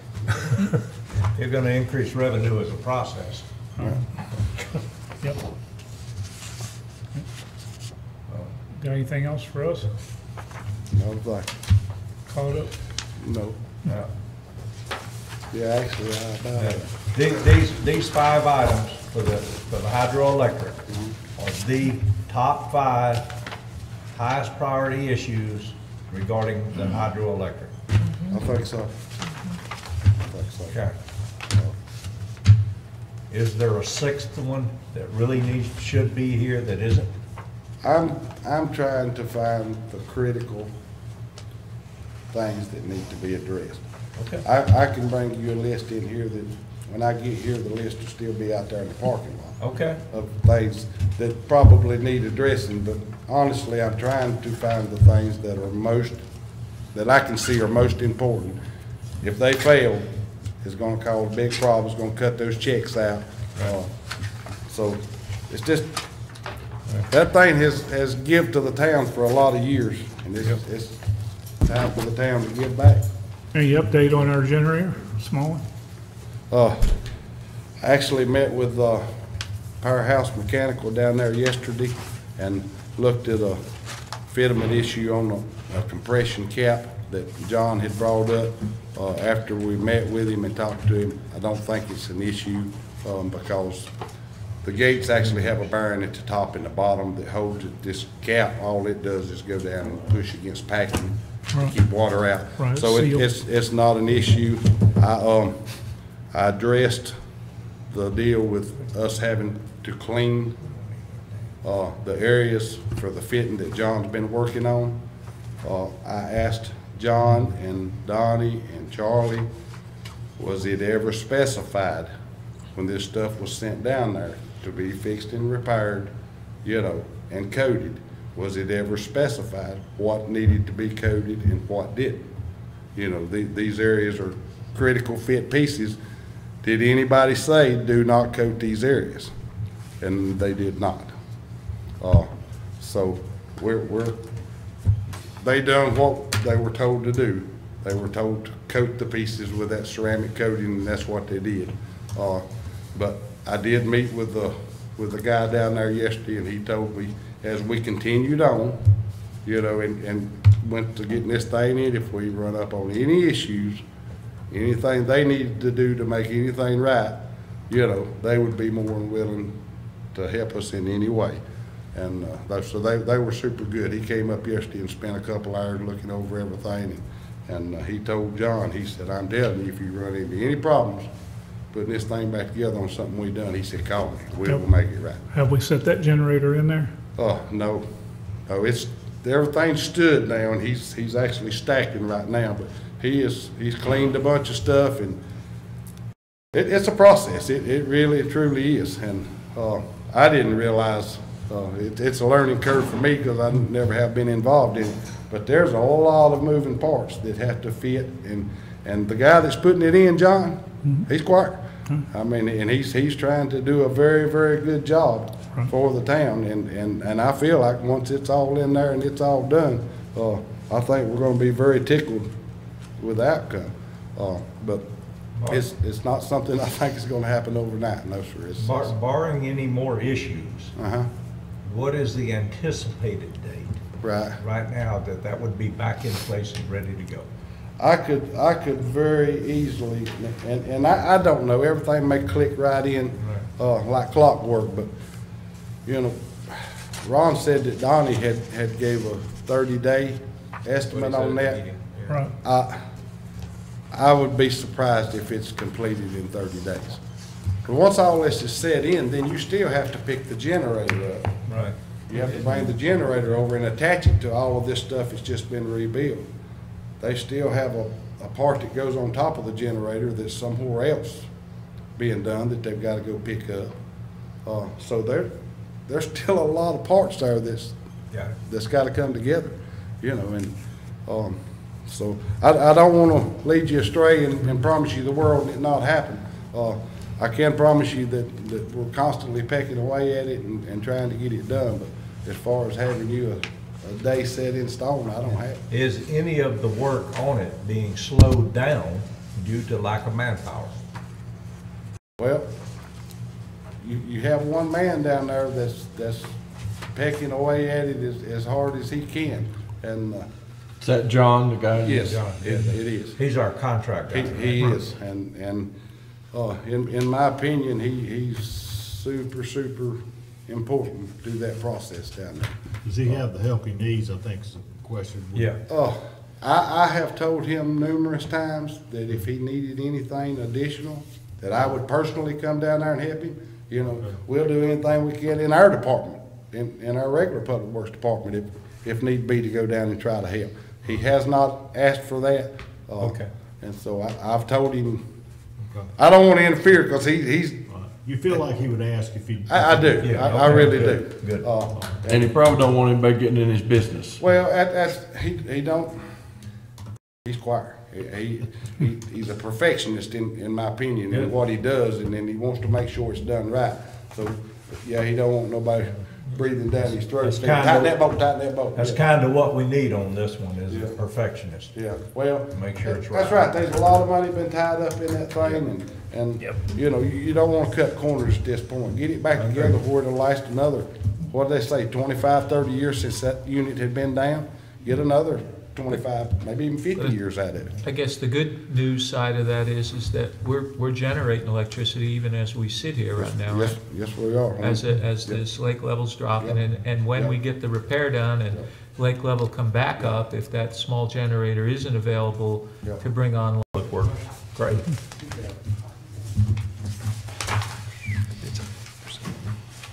Did you leave that up there? No, sheet. Who you want to go next? Who's got the most pressing schedule right now?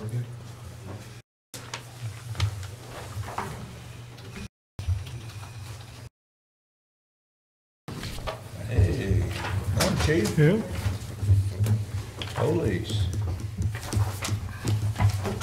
We'll figure out what page you're on here sooner or later. Thanks. Police is, Here's the this table is of contents. 27, page 27. Table of contents. Please, page 27.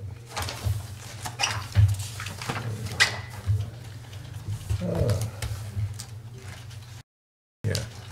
The first one on your list, Chief, is the radio replacement. That's pretty much that's a standard recurring thing, is it not? Or is this that different radio you were This talking? is the different radio, Yeah. the 800 megahertz, the one that anticipate, don't have a definite date, but in the future could come online through the sheriff's department. We're just trying to get ahead of the curve on that.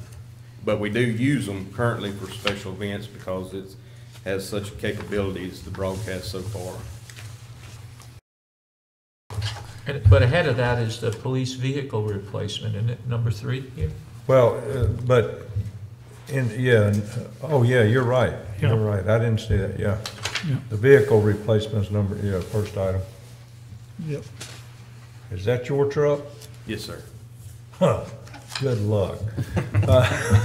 It's kind of like that lawnmower we're talking about. Yeah. It's been around a while. They be expecting you to ride that lawnmower if you keep listening to those two. Put blue lights on it.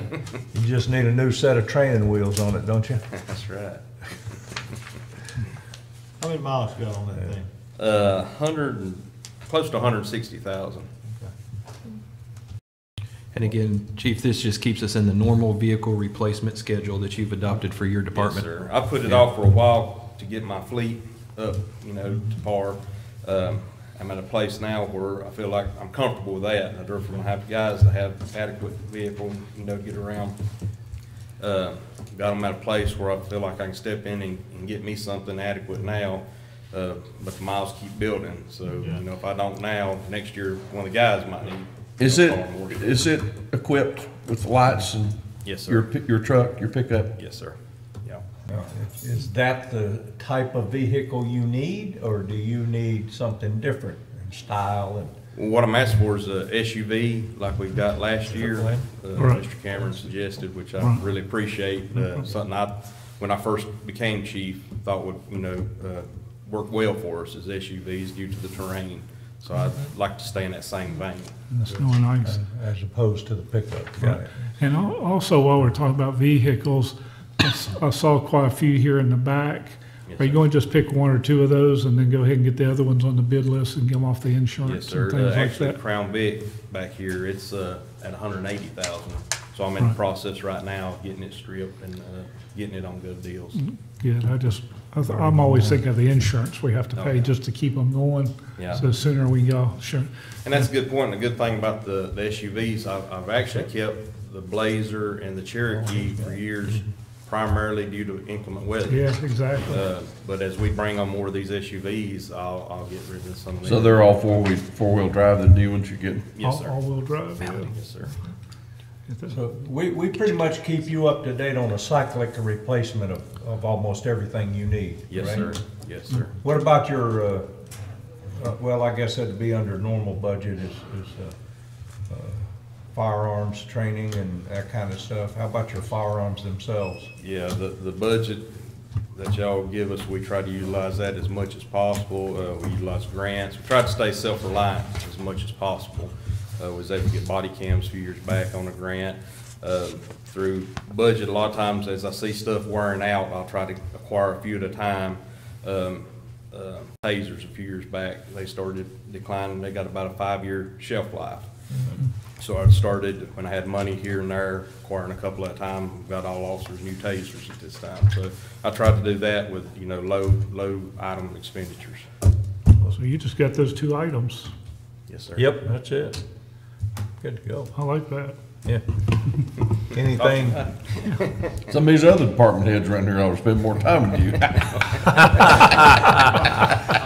Well, I tried to ask for just what I need because You just came in too late. Yeah, that list of 28 would go down to about 14. Everybody only had 2. I try to ask for just what I need, so when I do ask for it, you realize that that's just what I need. Good. All right, well, we appreciate it. Thank you. Thanks. I don't have any questions. Yep. You're good. Who Thank want to y'all. be next? Appreciate it. That's Melody, Parks and Rec, page 95. Well, Chief said example, now nobody asks for more than 2 things.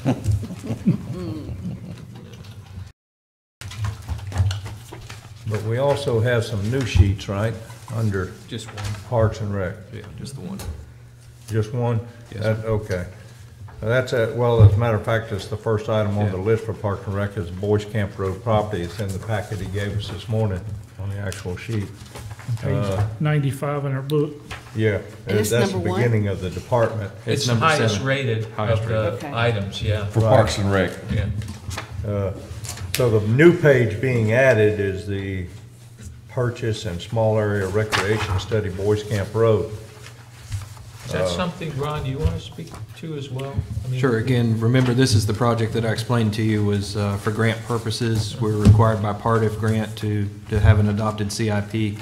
So this inserts, even though we've gone ahead and purchased the property, inserts the project into our CIP system.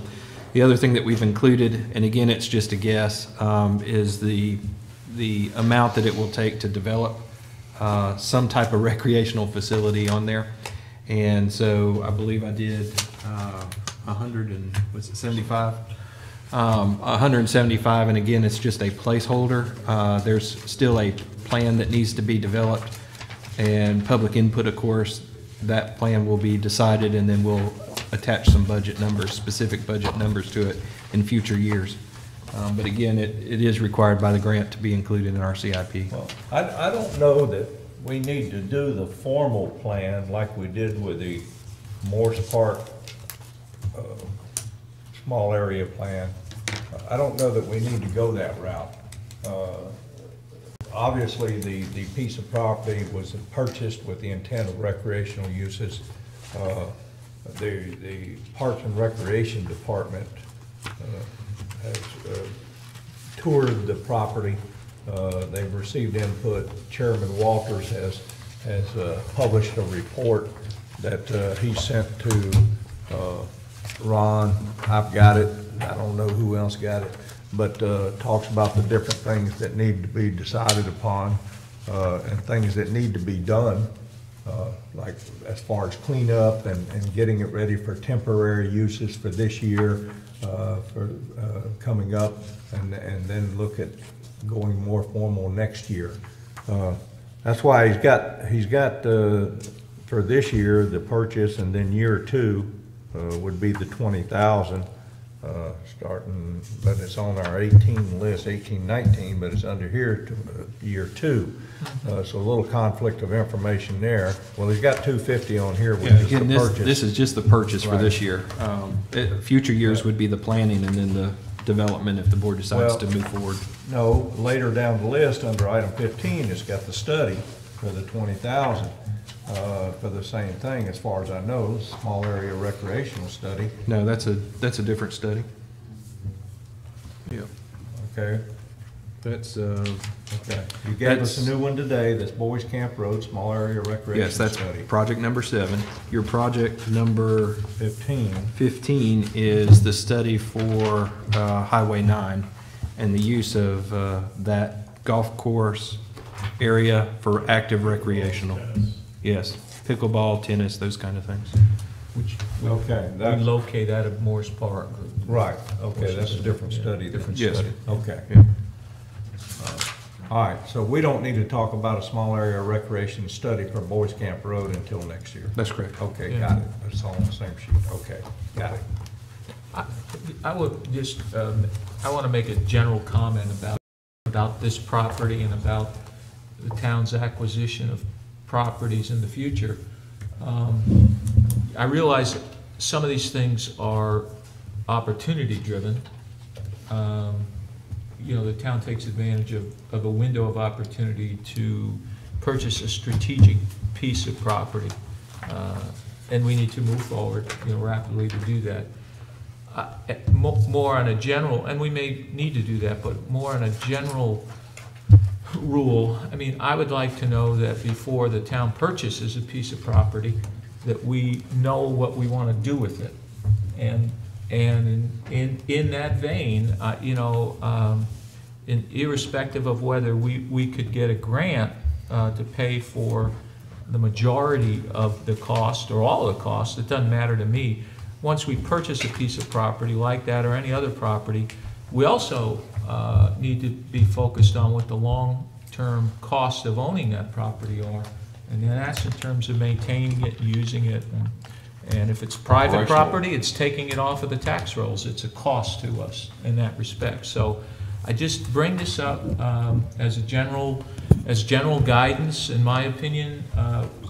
We ought to be looking at those things, and we ought to be looking at them with a strong bias for purchasing properties that have income-generating potential. And I know that this one we think does, but I bring that up, you know, so the next time an opportunity-driven thing comes, you know, we all on a, you know, and we all on the same page that this is, you know, this is something we should address first before we start offering, right?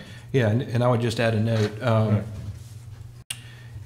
Know that, and the board may want to have this discussion later on, but know that we take those area plans that boards have adopted in the past, and if property becomes available in those plan areas, those are the opportunities that we bring to the council for consideration. Mm-hmm. So there's already been some planning effort that's identified these pieces of property as vital or important to the town. Mm-hmm. And it doesn't mean you have to move forward with it, but what it does is just brings it to your attention.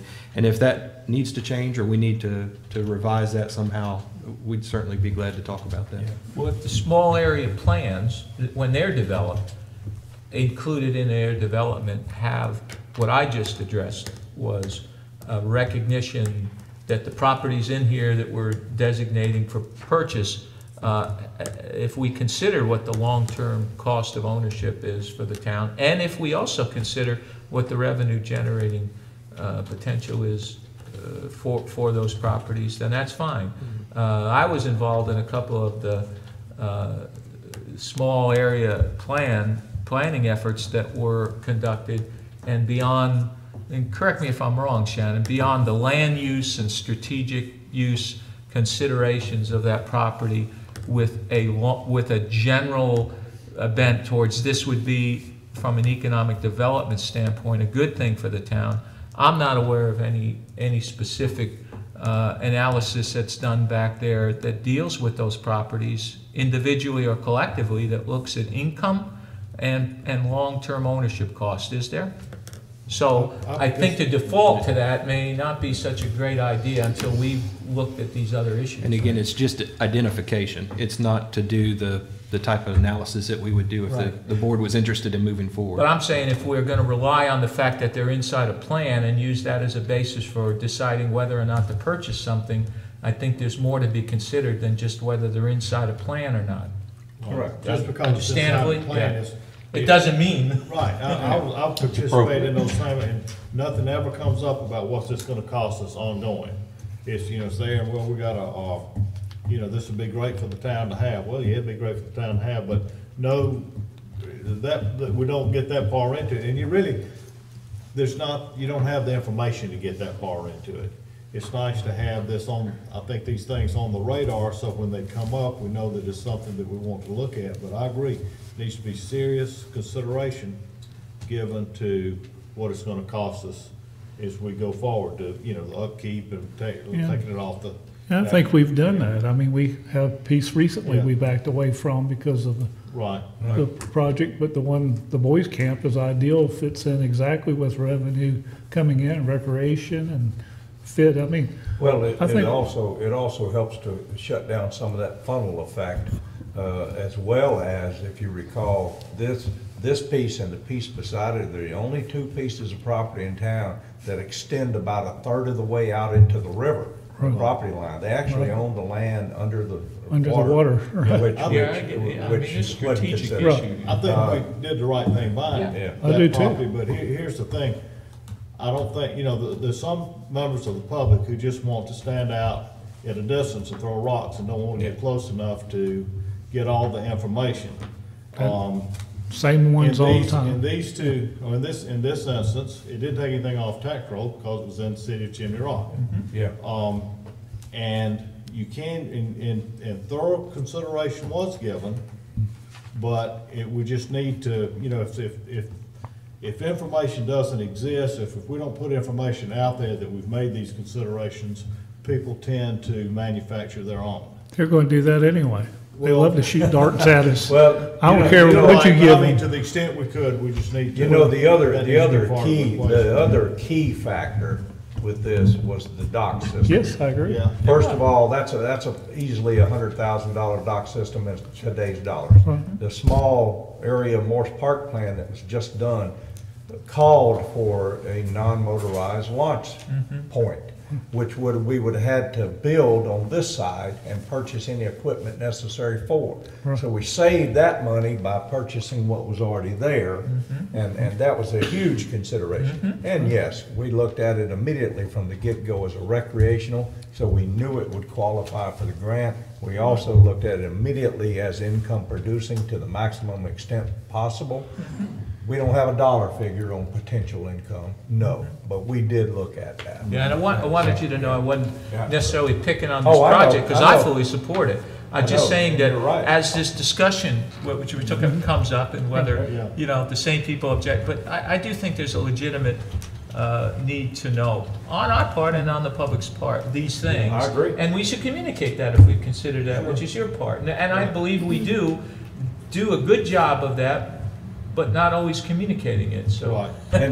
And we obviously can't during closed session. No. And we can't and the reason the closed session is there is to prevent somebody coming in and circumventing that or causing the price to go higher, from our consideration. Right, I get that. But as soon as it was done, we got together with Valerie, I think Ron, and had to put something put together on the website to explain it, and all that. I don't know if that got out as expeditiously as it could have, but it's out there and it's on the website, so. But I think we've kind of narrowed in on one piece of property, we're really not talking in general terms. In general, yeah, it was Like like the that's what I'm- parks and so forth, and the trails, and, we've had a lot of discussion today on how much it's cost us to maintain the weed patch mountain, all these different things. And all adds up, it's not that, it's not a good idea, it's just that you need to decide going in, what the, figure as close as you can, what it's gonna cost us. Yeah. Right, okay. Yeah, the Weed Patch Well, you- Mountain is, the costs are coming down the road on that, so. Yeah. Mel's Because still waiting. I think there's gonna Mel's have to be still waiting. restrooms at all these places too, of some type, even out at Weed Patch. Hmm. If you go over to the trails over in, outside of Brevard, oh God, what are they? Biscuit farm. Well, no, the new ones. Oh, DuPont, Yes, DuPont, that's what I they meant. started with porta johns. Right. Now they've had to build a new Right. restroom. I tell you another big thing, just to throw out there, just liability exposure on some of this stuff is, I guess, I don't know who is our insurance through the league? Is it- Yeah. So, There is a statute that the state put in place quite a few years ago that protects parks and recreation specifically. So we do have some liability, but again, it's limited to you know, just only our negligence for not repairing or something like that.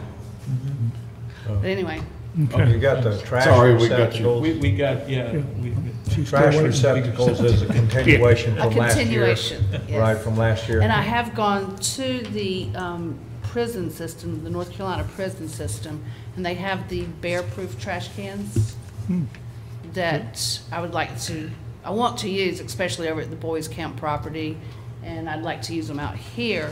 But see, then again, what is our Morris Park final look going to be?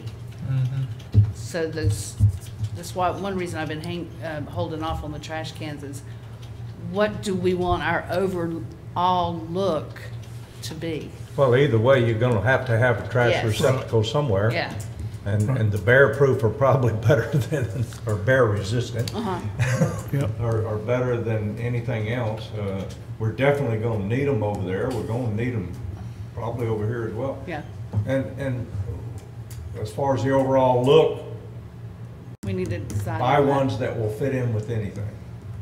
Okay. And I think the Parks and Rec can help us guide through that. Yeah. so, Right. Because I've got to get on that. Yeah, that's your department thing there. So yeah, that's just a continuation. Right. How many did you replace last year? I haven't replaced them yet, but there was going to be 8 bear-proof out here. Right. And then some of the animal-proof over at the Pool Creek Picnic Park. Right. And that would take away all of the receptacles that are at each picnic area. Right. Because you But- don't put cans But at we every did picnic already table. budget that money, right? That Right. money's there. Uh-huh. When are you gonna make that purchase and replace them? Very soon, like, Because you gotta do it before June, right? right, Yeah, okay. very soon. Next one you had was, Picnic well, that's a, parks. This is the Small. golf course property, small area recreation. well, I was looking at all the Parks and Rec items as Right. opposed to Oh, sorry. golf. So next Parks and Rec is small area recreation. That's the one over by, studying the golf course area and Dittmer Watts area and all that for moving the tennis Tennis court, courts. pickleball and all that, yeah. And that fits right into the new Morse Park plan that we did, because we decided we did want to move that stuff instead of repaving the Right. tennis court. Right. So, I'm fine with that one. Picnic Picnic pavilion. pavilion. Yeah. Where is that at? That's your number 18. Yeah, I know, but what, Page 101 right, in our book. I don't have the book. Where is that pavilion to be located? In Morse Park Gardens. Exactly. Shannon, do you remember where that exactly got put? In the gardens. So is Morse that, Park is Park. that, has that been worked into the Morse Park Overall, plan? yes. So it's. I don't need to see if you just tell me if it is, yeah. But, well, in the gardens, that's. No, not in the So that's gardens, a in the complete- park. Yeah, Oh, that's okay. The outside. picnic pavilion in Yes. Morris Park. Yes. That's what we're talking about. Yeah. Where was that? Where This did is that just end like the up one in at Rumbling master Ball. plan? Right, but I just wonder where in Morris Park is it? Yeah. If you've got it, yeah, Ron, thank you. Because if it's in the Morris Park, the final master plan that we is. adopted, and it is in there, and we know where it's gonna be, I'm great with that. I Well, wanna that's be another sure you- revenue producing Yeah. opportunity Yeah, there. and I get a that big too, one. yeah, to lease it out. Yeah. While we're on that subject of revenue producing Parks and Rec, Shannon, tell you this, if you have not been to Career to see all the things they have, almost all of their parks and recreation facilities are revenue producing. You don't go there. Amazing what they have done. Amazing. It's worth the trip. Oh, there wasn't a larger? No, you got these here, but as far as the big one, the one.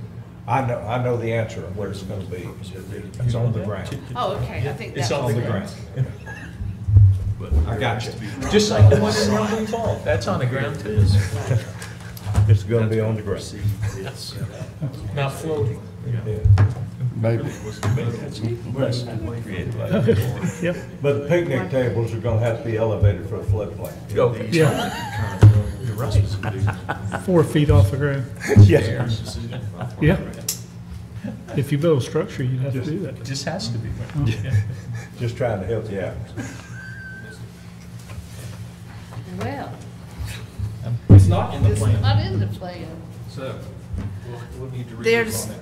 6 more individual picnic tables that are in Yeah, the I plan. could, yeah, right. Okay, well, just, I think But we So- should revisit back that in light of the plan and see. So we're gonna hold on Hold that. on. yes, Yeah, because yeah. there have to be groundwork that was done before Yeah, that we don't know was what happened put there. in. Yep. Okay, Okay, that's all that was That's on it. there for you, Right. I think. Thank you. okay. If you don't have anything else? Golf man. I was thinking that when Chief said that. The hand-me-downs, huh? Yeah. Well, okay, I get, we're gonna do lake next or golf. I don't care. What, Go do ahead. Lake? Yeah, you're good. Good, go on. He's been here longer than Dale came in. Okay. Huh, you're not even in the index. That's the story of Dean's Oh, Vehicle and page road 131. But do you also handle beach and marina? Sure. Okay, that's up there, yeah. So page 111, wait a minute, that's on the index. Yeah, Marina and Boardwalk. Lake Ops, Marina and Boardwalk. Yeah, that's number one. Yeah. Now, is that under beach and marina, or is that under? It's on 133. Okay. 133. Oh, that's an old list.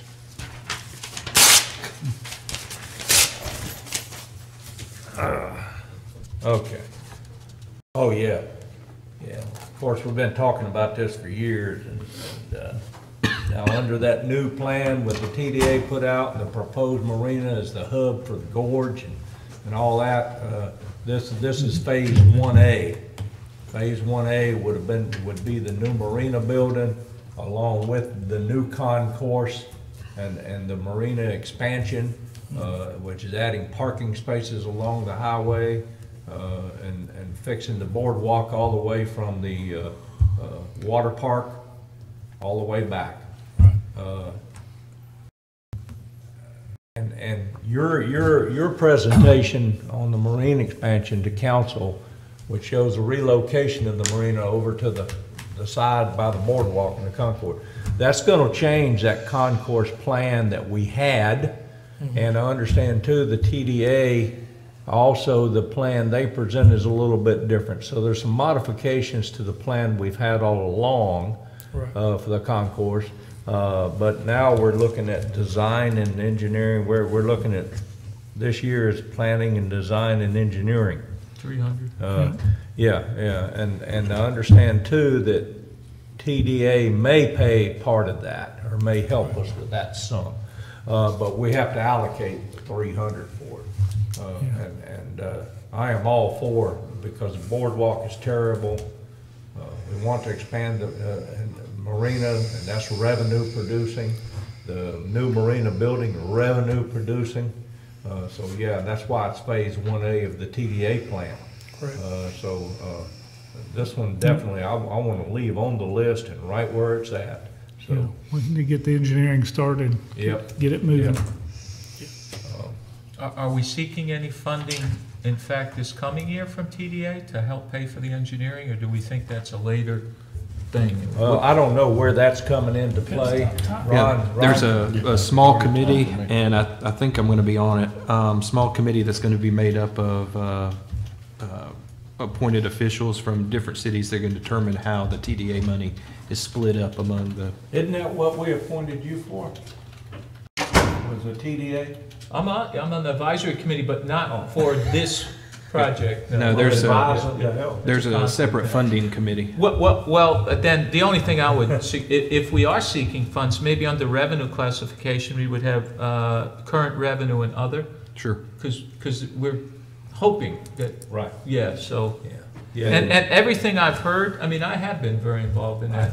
Everything I've heard is that they're just trying to figure out not if, but how they can allocate that extra penny amongst the municipalities. In the county. Yeah, so I think we get something, and it's up to us if that, we want to put the money in that or in something else, and I'm pretty sure it would be in that. I'd rather put money into revenue producing, Yeah.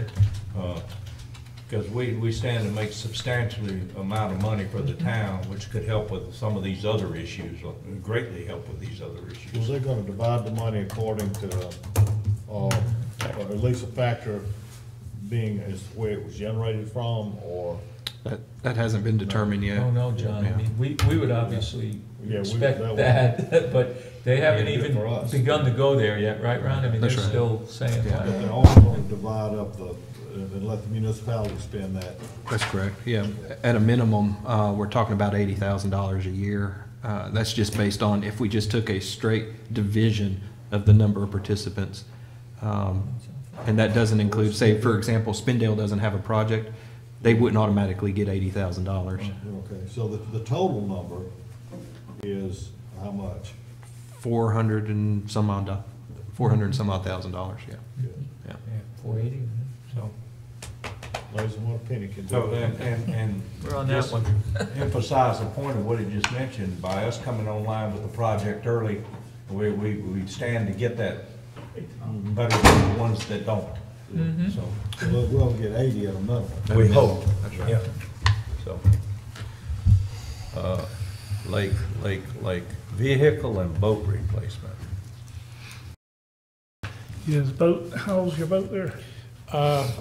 The boat is 22 years old. The town acquired it used from the North Carolina Wildlife Service. And I think it was in '01 that the engine was replaced on it. Last year, when I had the boat serviced with Lake Lure Marine, Brad up here, they had to get inside of it to replace some pipes and stuff down in the bottom of the boat. And he advised me that the transom is coming out of the boat. He said it's probably get me by a little bit longer, he said, but something that we needed to consider.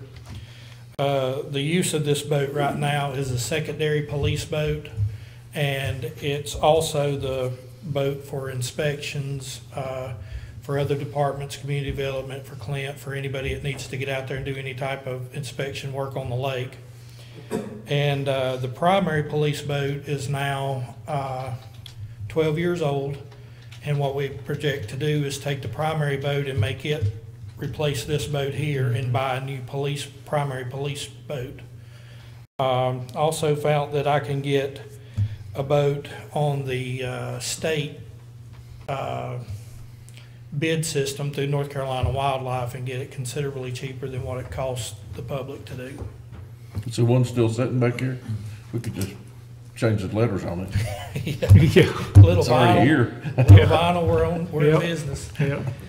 And on the truck, there's a misprint here, that shows the truck at 127,000. It's actually got 140,000 on the truck, and the truck is 10 years old.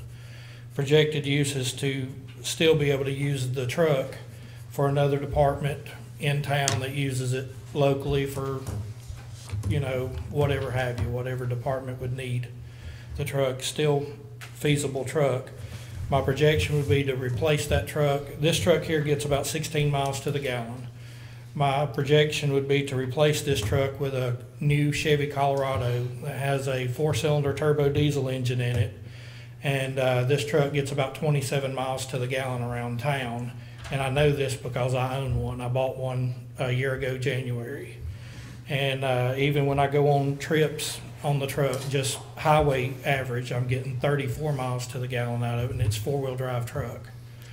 And towing capacity will handle any boat we got except for the fireboat, which my police truck that I have now won't handle the fireboat. It's going to take, if we move the fireboat, it's going to take something like Public Works truck, one of the big full-size diesel trucks, but it's very seldom ever moved.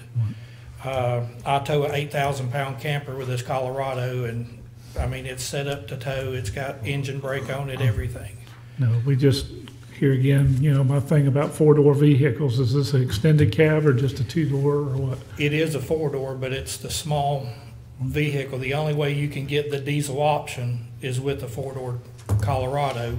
in the small truck. It's not the full-size trucks anymore. Can we not get an extended cab or something like that? with it?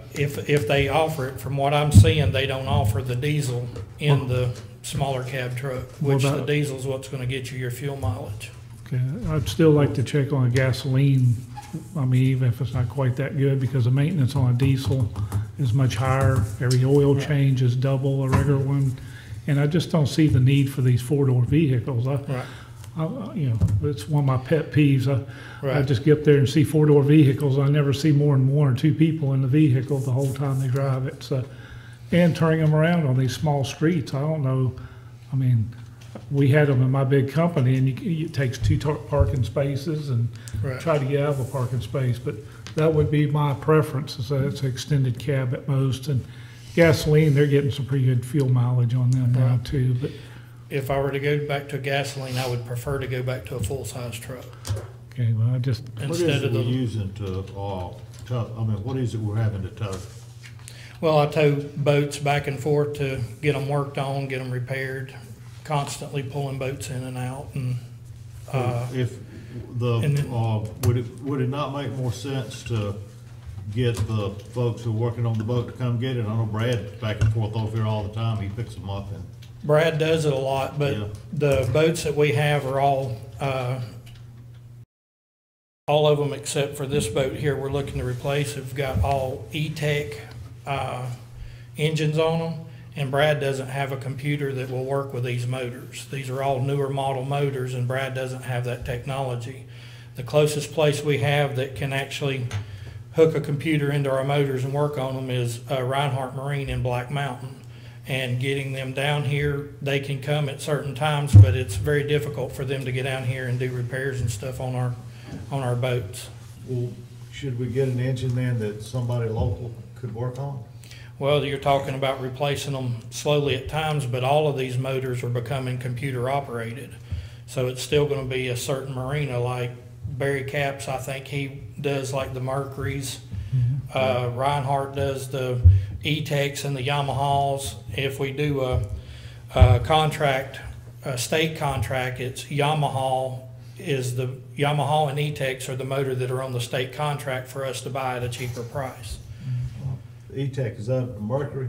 No, it's Evinrude. Okay. Don't they work on it and, it got you covered in Boiling Springs? I've never heard of Got They You sell 'em Covered. down there. you know, always go to a Mercury. Yeah, I mean, we can switch to any motor, but, you know, that'll come up over time, but you're still looking at, they're all going electronic engines now, and you need these computers to find out what's going on with the motors. As far as regular change the plugs or service it, you know, I still use Brad to come and do as much of that as he can. Does he have any plans to purchase a computer? I've not talked to him about that. These the software for these things are extremely expensive, and you usually have to be authorized, certified dealer through them or mechanic for those. I think Bear Caps, you know, keeps a boat over here that he, you know, services out of it would be, you know, it seems like, well, if we're keeping the truck you're using now, and it's just being used in another department, I think no more than we're towing boats in and out, that we could still use that truck. Right. I'm not trying to be picky, I'm just trying to, you know, save a couple bucks. Right. What boats are we talking? Do you tow the fireboat if it has to be moved? If it has to, but I have to get a bigger truck. Ron's pulled it in the past, but I have to get something like one of the full-size diesel trucks, because that boat, I believe dry weight on that boat, I'm thinking is around 9,000 But pounds. the other police boat? But I pull both the police boats out, the work boats, and do that several times a year, depending on what's going on. And I mean, you know, a regular standard half-ton gas truck, gas engine will pull these boats. Yeah. I was just trying to target something that would get better fuel mileage and might help out some. You know, I'm not married to the idea of the Colorado.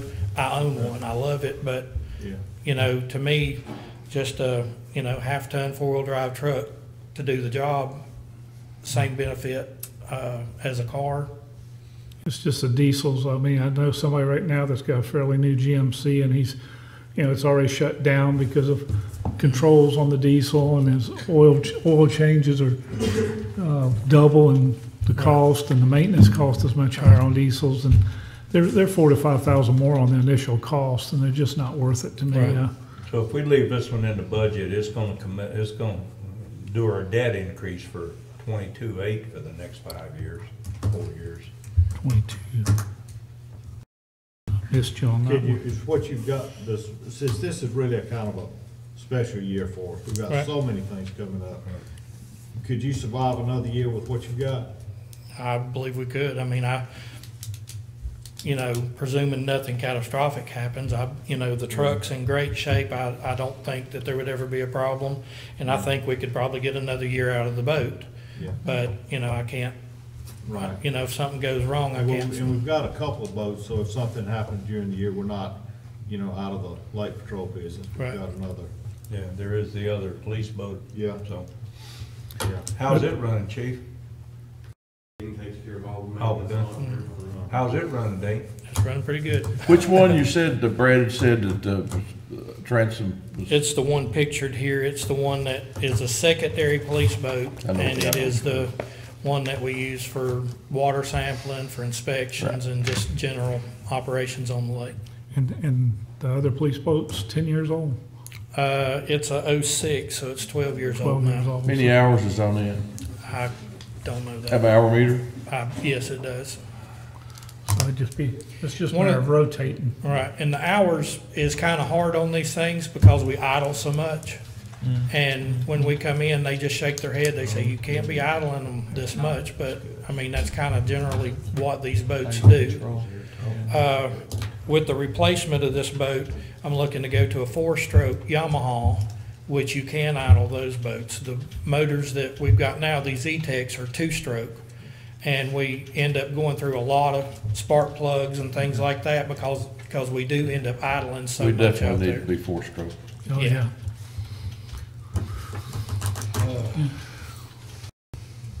So we wanna move that one to next year? Yeah, or do, What? maybe Just move it down the list and. move it down as far as priority. Move it down. Yeah, because I mean, next year we'll We're at definitely, bottom for the time being? yeah, and then next year definitely have to Or address wait it. until we discuss priorities on this? Yeah, we Maybe do it all in one. Yeah, okay. It needs to stay on the list. Got it. Yeah. What else did you have on there? Let's see, Lake Operations Boathouse. Yes. Yeah, that's that floating system. We've been kicking this one around for what, 2 or 3 years now? Yes, sir. And the old boathouse, we didn't sell because we were waiting on the information about the new bridge. Correct. That we declined the offer on it to hold off for that. Which they were supposed to give us an update last July, and never did, I think. Is that correct, John? Weren't they supposed to come back and tell us something? They were last supposed- They were July? supposed to hold public hearings in They're July. supposed to have a last public year. hearing. Right, and that never happened, huh? I had a few on top of my boathouse, but we can't tell what the outcome of those were. As much as I don't know. Seeing as how, with the reorganization we just did and talks about different facilities and that kind of stuff, I don't know that I'm willing to commit to this boathouse at this time because we don't know that Lake Operations is gonna stay in that building. So, I'm not willing to commit, and I'd say move it further down the list again. That's, obviously, it's not a, it's not a. It's already 24th, so. Huh? It's already 24th, so Oh, it's down towards the 24th. bottom, yeah. Yeah, it Oh, needs, shucks, man. it still needs to stay there. It's got to be Yeah, done. yeah. Yep. Yeah, but I don't think it's something we need to worry about a whole lot this year with everything else we got pending. Anything else, sir? I believe that's it for this year. Beach and Marina, main beach house repairs. Again, I'll say that sort of moved down to the bottom when we started talking about the Marina and Boardwalk project. Again, it's one of those projects that probably needs to be done, but you don't want to spend a lot of money fixing it right now when, Right. when you could be replacing it. Yeah. Okay. Yep. I think that's it. That's No, it we'll- on yours, we'll right? keep it up. Yes, sir. Thank you, Yes, Dean, sir. I appreciate Okay, it. thank you. Thank you. Who next, Dolph? Either, let's see, Shannon or? Shannon? Who you want to go? Dan, Dale's got all the time in the world. Well, there may not be anything left. Thanks, guys. He's only operating our revenue producer.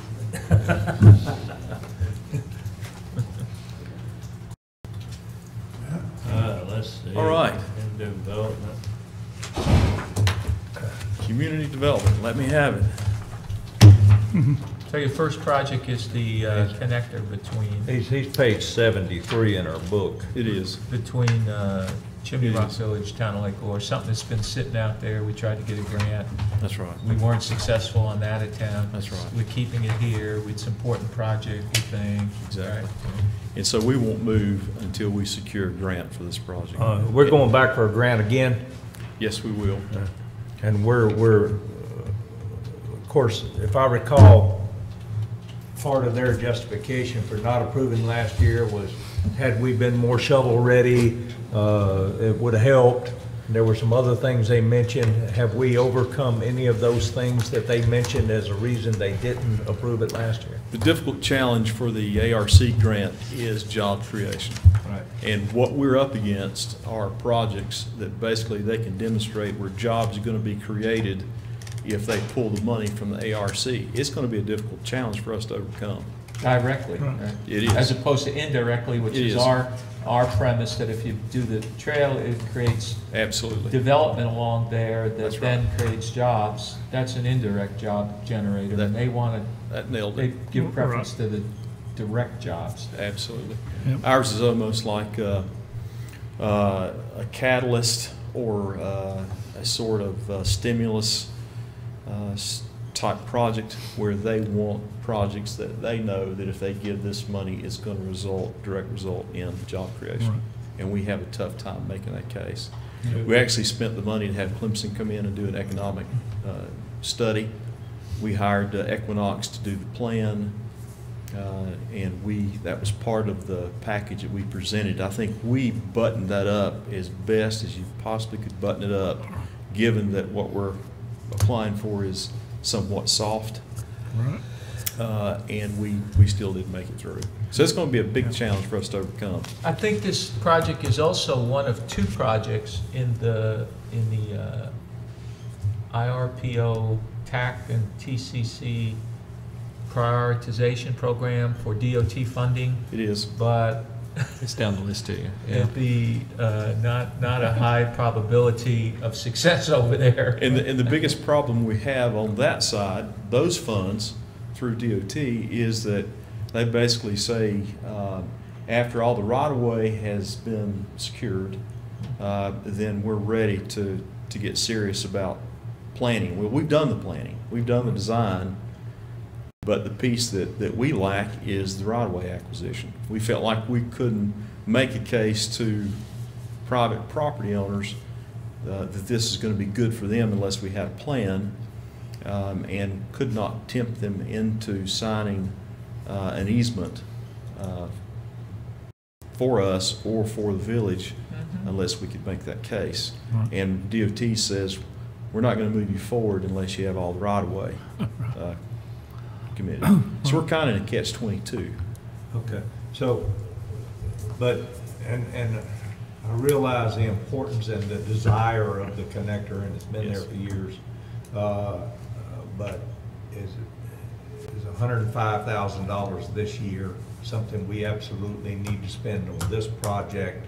Or would that money be better spent on these other needs? I'm looking at want versus need. Exactly. Well, Sam's here, and both Ron may want to weigh in, but it's a thing of you're basically just bumping up your revenues to meet your costs, and we don't exercise the cost side of the budget until we pull the grant. So the money will not get spent, although it's here in the line item, it will not get spent unless we secure the grant. I think And we that's did kind that of the deal. originally to do that, so we put the money there for the first step. Also to get others to, That's exactly why it's there. It's Yeah. a placeholder, and Right. it says that if we are able to receive that grant, right, then we have X amount of dollars set aside for that project. right. And as you know, last year, or was it 2 years? 2 years now, we did that. But this last year, it just fell off. Right. That's right. Yeah. And so the way this works, since this is my first experience with this, then having it there as a placeholder and holding out for a grant doesn't necessarily mean that this might prevent another Exactly. item That's right. downstream that we really want to fund, but we're holding right. some number. That's right. It wouldn't do that, right? That's right. Yeah. So, okay. Yeah. so just- it's really not competing with the other projects because those projects are tapping into your general fund. Right. Whereas this one is grant dependent. If the grant doesn't come through, it doesn't get spent. So as far as revenue goes, it's not competing with the others. Right, and the current revenue thing on here is only if there's matching funds Right, that's involved. We wouldn't That's even right. go there without a So it grant. doesn't hurt where it is on the No, list. Doesn't hurt. No. No. No, Looks it's- good, makes us feel good, but it won't happen unless that grant comes through. Right. So, And the other thing I say, that's why, Commissioner Weber asked how many projects we funded. We were able to fund 16 to 18 projects last year because some of our larger projects weren't funded through grants Above it. above it. And Above so the- what you and do so is therefore we trickle down that until we money got just the kept ones on going we down. could That's afford. right. Okay, I just want to make sure it works like that and not like, well, we can't spend that because we're holding this money up here. That's right. And then the year goes by and it doesn't get done. It's back on the list. But we still have to, whenever we do budget, we have to allocate it, which could depend on whether we raise taxes or not, and that kind of stuff. So Right, but we it just still have to has keep to be that budgeted. Right. And it's we one of just- those things that looks like it's an exercise in the dark arts of magic, but it just doesn't happen unless the grant comes Yeah. through. Your next item was the town center islands. It was. That's a carryover from a number of years ago when we were talking about trying to do things with public funds to help local business. And so this was one of the projects that was identified. That if we could do something with those islands in the Lake Lure Village area, whether it's create an inviting atmosphere for outdoor dining, landscape those areas, do something to beautify, do something that may encourage investment from those business owners. We could use this as a match scenario. We'll do some landscaping if you'll do X, Y, and Z. So that would come out in the design phase. Did you misspeak? You said Lake Lure Village area. Yes. The resort? No. I'm sorry, that's an old term from the Draper plant. Okay. Yeah. So the Lake Lure Inn, the arcade. Oh, that was the okay. original. Lake Lure Arcade Town area. center, really. Yeah. Yes. Yeah, and this That's, is that's Town why, center. that's why I thought you misspoke, because I'm thinking Village Resort. Would this That's go only- up as far as the little pond there across from the ABC store? It's not meant to be. Okay. The picture that you have in your CIP is exactly the areas where we would focus. Yeah. And those 4 islands, really, or 5, are a carryover from the old Draper plan. They're grass areas that sometimes have really suffered from Page just, 77. yeah, Okay. So you think- neglect. One of the things we did do, and we've already spent money out there, and it was very helpful, I think, is to study those trees. We pruned the ones that needed to be pruned, and we removed the ones that needed to be removed to give those buildings extra exposure, but also remove some liability because those trees were bad shape. Diseased. They They were were. bad. They were. Could this include planting some more trees? Yes, it could, absolutely. But what we don't want to do is we really need to wait until we finish the project that the TDA is working on, because we don't want to do things that we're going to have to rip up in 3 years, 5 years. Because that So was it's- phase 1B, was in the front part of the arcade area. Right. That's right. So, which is right there in the same spot. So really, it really should turn into something soft, landscaping. Maybe it's bushes that actually flower. Maybe it's things that could add value and beauty without, if we have to take it up, there's not going to be an outcry. There's not going to be heartburn. Did we do anything this year? Nobody's tied to a tree out there, excuse me, Stephen. Yeah, that's right. Yeah. Other than remove the trees, we did a great job with the study to show the public exactly what needed to be done. and we executed that. There was no outcry, maybe one person. But that was a good job. But also, we put the utilities, the overhead power underground. Thank you, Commissioner Cameron, for that work. That cleaned up that Jed Clampett power pole that was out there. That Yeah. I'm a hillbilly, so I can say that. Hopefully, I didn't offend anybody. And you're obviously older than me, because I didn't know what Lake Lord Village was. Probably so. But You're yes, we smarter, did. I wouldn't say And that that. was, Oh, sure. that, removing those 2 power poles helped quite a bit. And certainly, we received a grant from the business owner to help with that. So that was good. So yes, we have done some things. I'm glad you mentioned power lines underground, because going back to the marina project, that's part of it too. All the way from that beach house, or not from the beach house, from this end. back to the- ABC store. Get rid of it, yeah. Get rid of it, yep. So the next project we have on there is something that's been on the drawing board for a while, and it's to connect the town center walkway to the area along the river that would go under the new bridge, and try to tie in some of those parking areas down there. So that's been on the drawing board now for a while. So that's what that project is. I just mentioned that to Kathy Tanner yesterday. And I've noticed that there's been some additional things put out there in between the 2 bridges, and just mentioned that we just trying to politely plant a seed that we need to pay attention as to what we do down there, because they could be an impediment to this town center walkway that could tie in back under that bridge. And that whole effort is to begin to tie in those commercial areas into the town center to create a more walkable town center, to give folks opportunities where they don't have to get in their vehicle and drive to the store that's, 500 feet away. You get out and walk and spend your money, and that's the goal. It's an economic development project, really, is what that is. And then the next one is a street light replacement program. A few years ago, we created a white paper on that. We looked at the Duke Energy leases, the lights that we have out in the park. We basically are leasing from Duke Energy, and some of those contracts are coming up, expiration. And although those contracts expire, the hardware, the lighting that's out there, we have to pay Duke Power to remove those lights even when the contract expires. And we kind of signed up for that when we went into that. That was the understanding when we went in. I don't know if we fully discussed those agreements. But we've chosen a style of light that we would like to replicate in the town center area, and as those come off, we would like to simply replace those with the new lighting that's in keeping with the original lights that were here. And with the LED lighting, the load won't be much, so you'll have the initial cost, but the utility bill will be very low. And does the new one, the picture reflect what the new one would look like? It is. So that's got the glass pane on the side, and the light's gonna be visible from the sides, and we've been talking down lighting. Yes. So how is, this is not gonna be commensurate with the down lighting?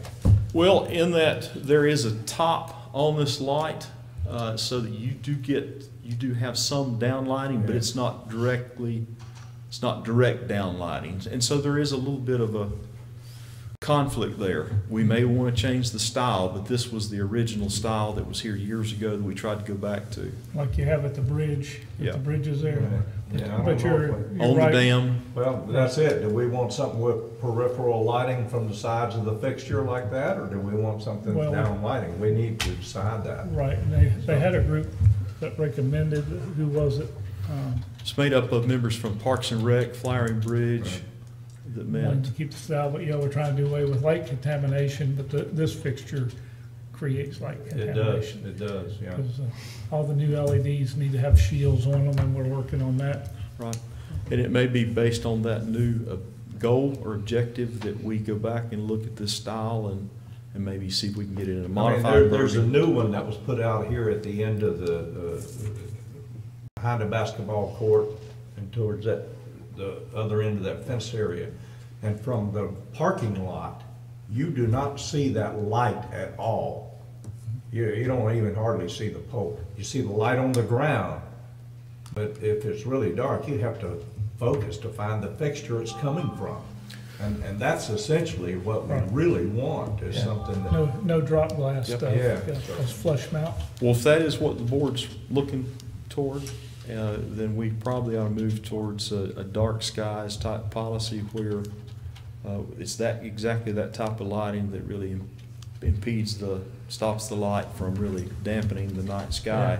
And so we would need to take a look at our report that we have to try to. I think if we're requiring others to adhere to that standard, we ought to hold ourselves accountable to the same standard. So this is going to take a little more work based on this discussion. Right. And it also might come up during your budget anyway, just because if it has the deadline that we thought it did, 2018, then we're going to have to deal with that up front anyway. So we should get that back. Just, I mean, those beautiful old fixtures, I like them, but they do contaminate it. Yep. So we need some updated information on the contract and expiration and stuff too, so. And prior to budget new time. fixture styles. Okay, cool. We'll need to vote that. Then you had the vision book last. The vision book, this is something it's carried over from a number of years. It was a natural part of the town center master plan originally. We're talking about amending the town center master plan now with the TDA's work. And so really a vision book is nothing more than a marketing tool. It's a way to encourage investment into whatever small area plan you're trying to implement. So that's what this would be. So it would certainly follow the TDA Town of Lake Lure project, and it would be a way for us then to create some sort of value proposal for a potential investor to come in to partner with us to help create the town center. You know, it's not one of those got to haves. It's a nice to have. I admit that right up front. It does have value. When you talk about comparing this to the other things we want to do, how much value does it carry? And that's probably why it ranks so low.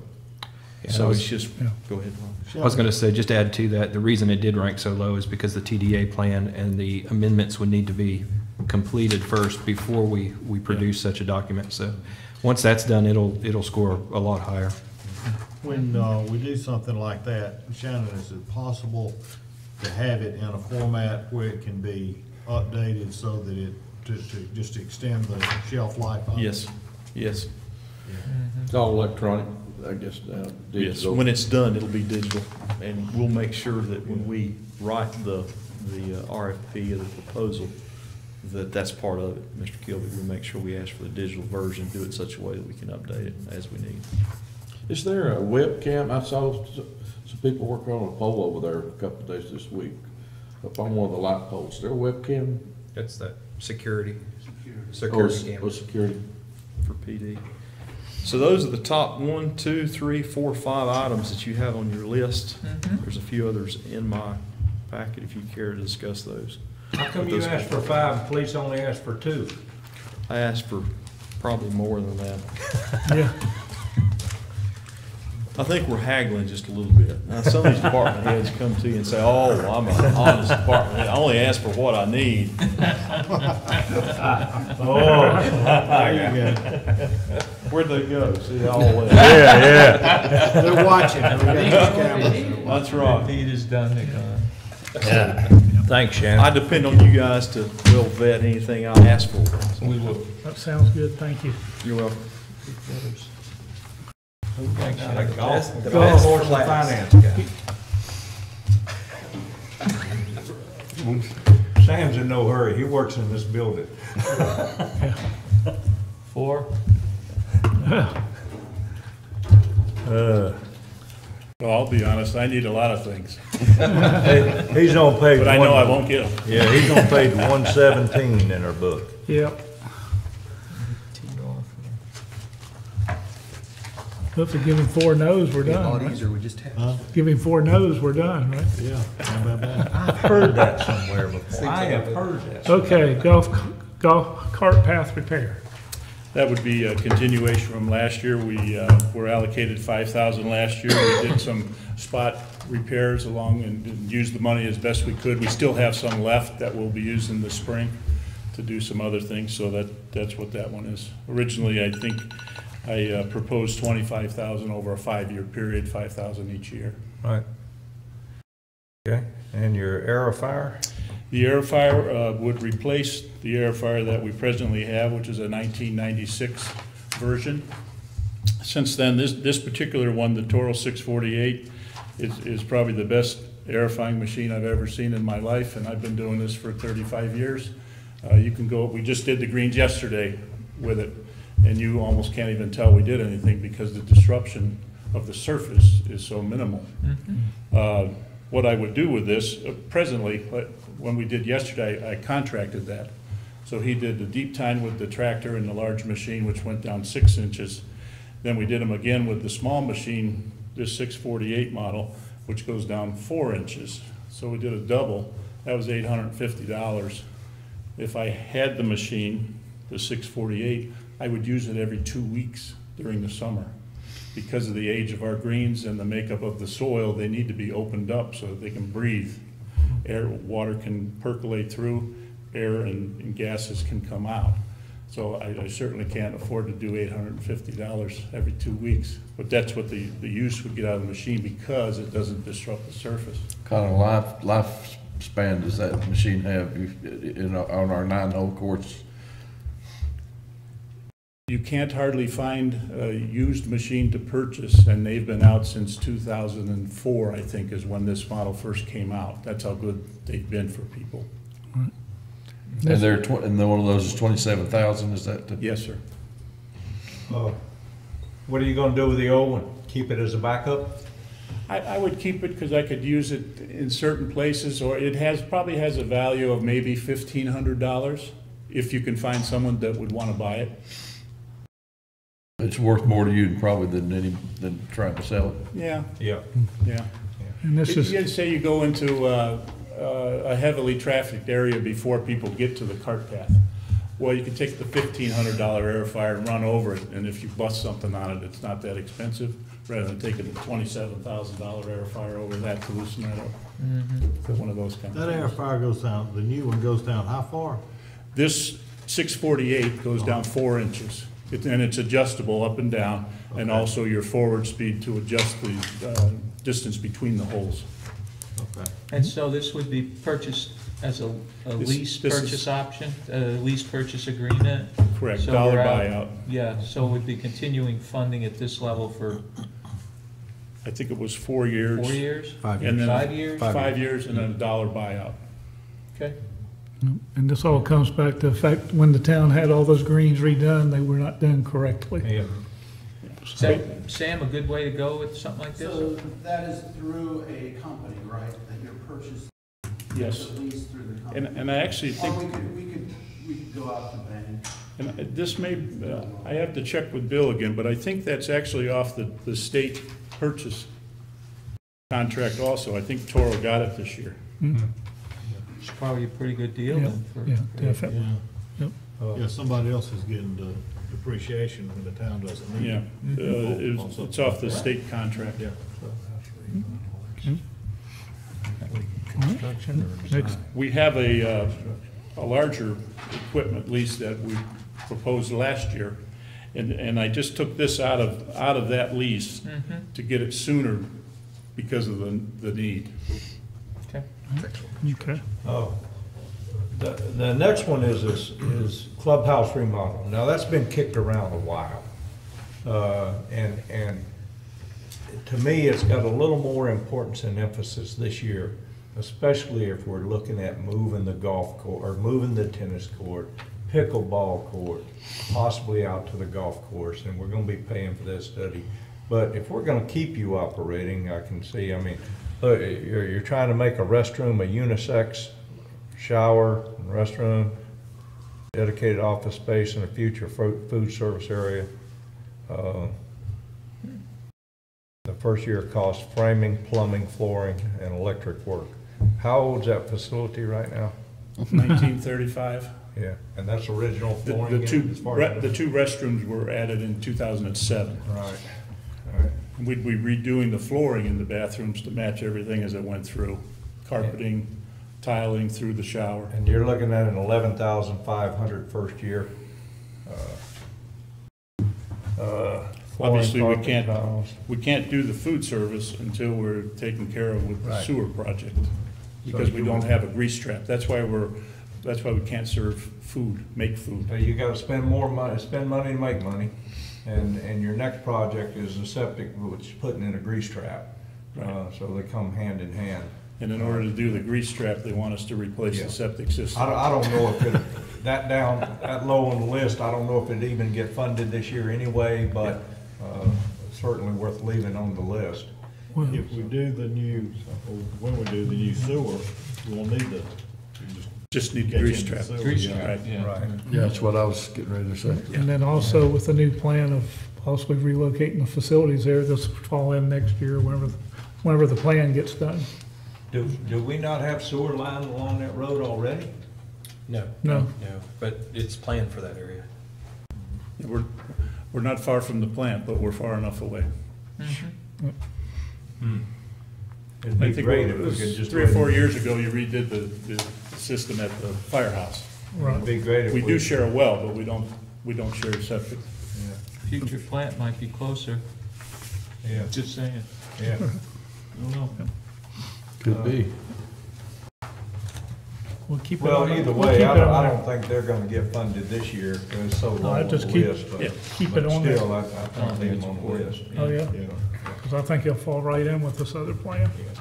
Plus, you'll have tennis courts, and you can start serving beer. Right.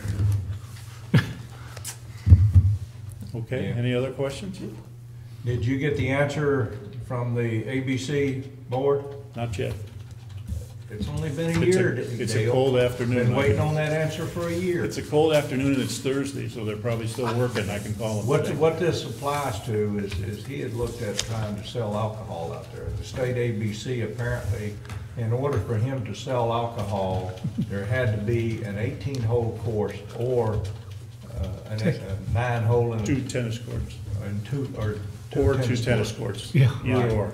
That's why the restaurant. Cornhole boards wouldn't work on that? So the what? Cornhole boards couldn't have a. Well, we're gonna ask about foot golf. That's why he wants me to call. Well, no, Yeah, it's that's not it. foot golf, Another but it was if we moved And if the the one tennis tennis courts go court down. out there Yeah. and the pickleball. Right. If we had a dual-purpose court, would that qualify? Right. Or if we had just a pickleball court, would that qualify? Yeah. And that's what we're trying to get an answer on, because it would make him more revenue producing in the The process. regulation was written in the late 70s. Yeah. Sports clubs, what called Sport sport. club, right. sport And that's why that restaurant on 108 has 2 tennis courts. Yeah, Really? yeah. Oh. That's why I mentioned it. You got to build a tennis court before you can serve alcohol. So I'm still waiting on that answer. You'll get it. Uh-oh. You've got one now, it's just not the one we want. That's right. It's a Bible Belt. Yeah, I don't have the answer. It's a Bible Belt. Thank you, I appreciate it. Okay, Thank you. thanks, Dale. Sam, Sam doesn't have anything on No. here. No. I'm here for support. Oh, okay. Yeah, Well, I'm done. I'm done. I gotta go as soon as I can. I'll make a motion, we adjourn. I'll Well, second. good. I'll Have we second. covered everything, Ron, from your All you've got is standpoint? administration, and I think we only had the website update, so it's easy. What I do need, unless y'all want to hold a separate meeting, is to get your priorities. It's one to talk about the projects, but your priorities is what's fed into the budget, so. Didn't last year, each of us individually did our priorities, and then you. We numbered them. and let us- Then we came in and butted our heads on it, right? Yeah, Now we- again, Want to it's, do that again? Can we do that? Do we have to? Is there a big issue that we can't did just the do it? definition and sent them in, and then he compiled them. yeah, but Oh, Not you me. understand? what that does is just means I average them, because Right. Bob Cameron might have one that's 3, and you might have one that's 12, and so then I put it as a 7 or something like that. Yeah. So it would help if y'all discussed it and put them in some type of order, but if not, I can do that, and Well, then, the order I see right now, I really don't We see moved us it. moving. A few things. I would move number 14 to the bottom. Right. would you put the fire department expansion as number 14? Well, yeah, I guess. Yeah. But I would move the public safety facility, create a new one at the bottom. Yes, very bottom. Yeah. but I'd make number 14 as it is, fire department expansion. Okay. Number 18, the picnic pavilion, I would move to the bottom since we don't know and it's not on the plan. Right. And remember, we were talking about adding the 60 kW diesel, Yes. so. I wonder if we need to consider the Tron-based storm drain because David filled it. That was number 21. What do you mean, higher priority? Yep. Yeah. Uh, We've already got one big problem in Tri-Bay. I'd hate to have another one. I mean, with the house. We've got three, she still. We didn't really talk on the website update, the admin, the website update and the app development. How significant is that for our prioritization? I mean, again, it's a small amount of money compared to the other projects, and to me, it's really worth it just due to the, most all of our, I think it's a high percent now, I can't give this thing, 80% now are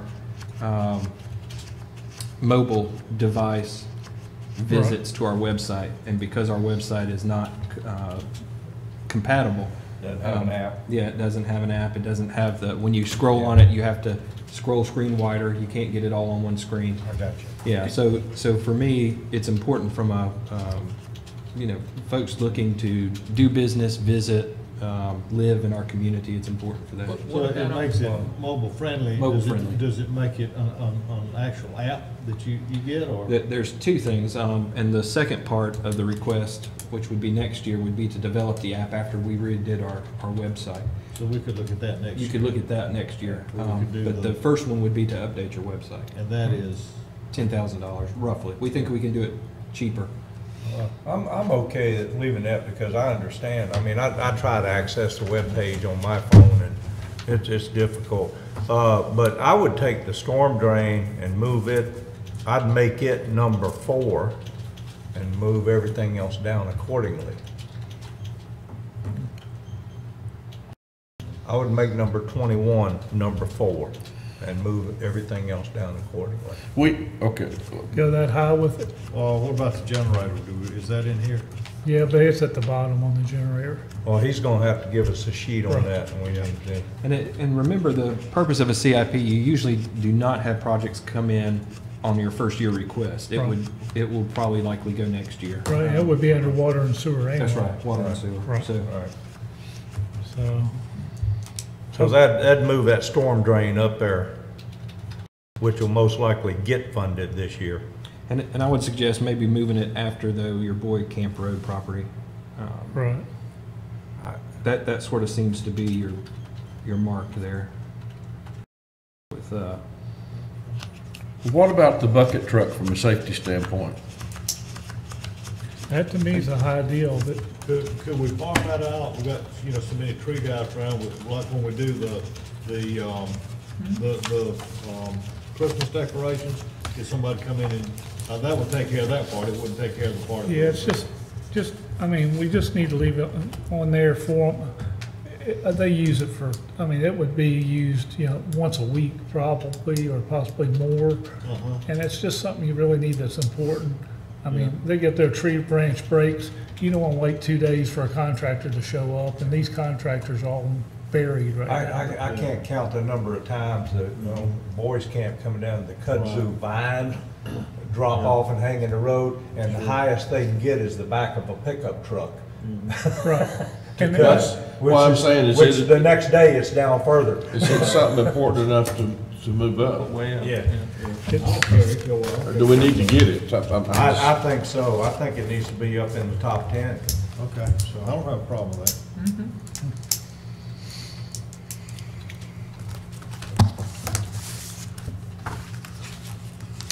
So But now, I'm okay with number 1, number 2, number 3. Number 4 would be the dry bay. I do want to get other pricing on that stuff after my experience on this last culvert. On the okay. We only got one price. We need to get some other contractors. Yeah. Well, it's probably, for what we're doing now is probably adequate. Because We got one price, it was $12,750, got another price, it was less than 12,000. Oh, yeah. $9,000 difference on the culvert. I thought one was 21, Twenty- the other was 20. Yeah, that's what, well, that's what I meant to say, yeah, 21 and Yeah. less than 12. So this one being, Tryon Bay is 45, you might find one for 30. Oh, yeah, I mean, Yeah, so culverts are not hard to do. I got you. So then, what is number 4 now? If we kept it, would become number 5, but here again, the recognition is if we get a grant, then it's Right. that high. If we don't get a grant, then. It doesn't matter. It just doesn't matter. Right. Yeah.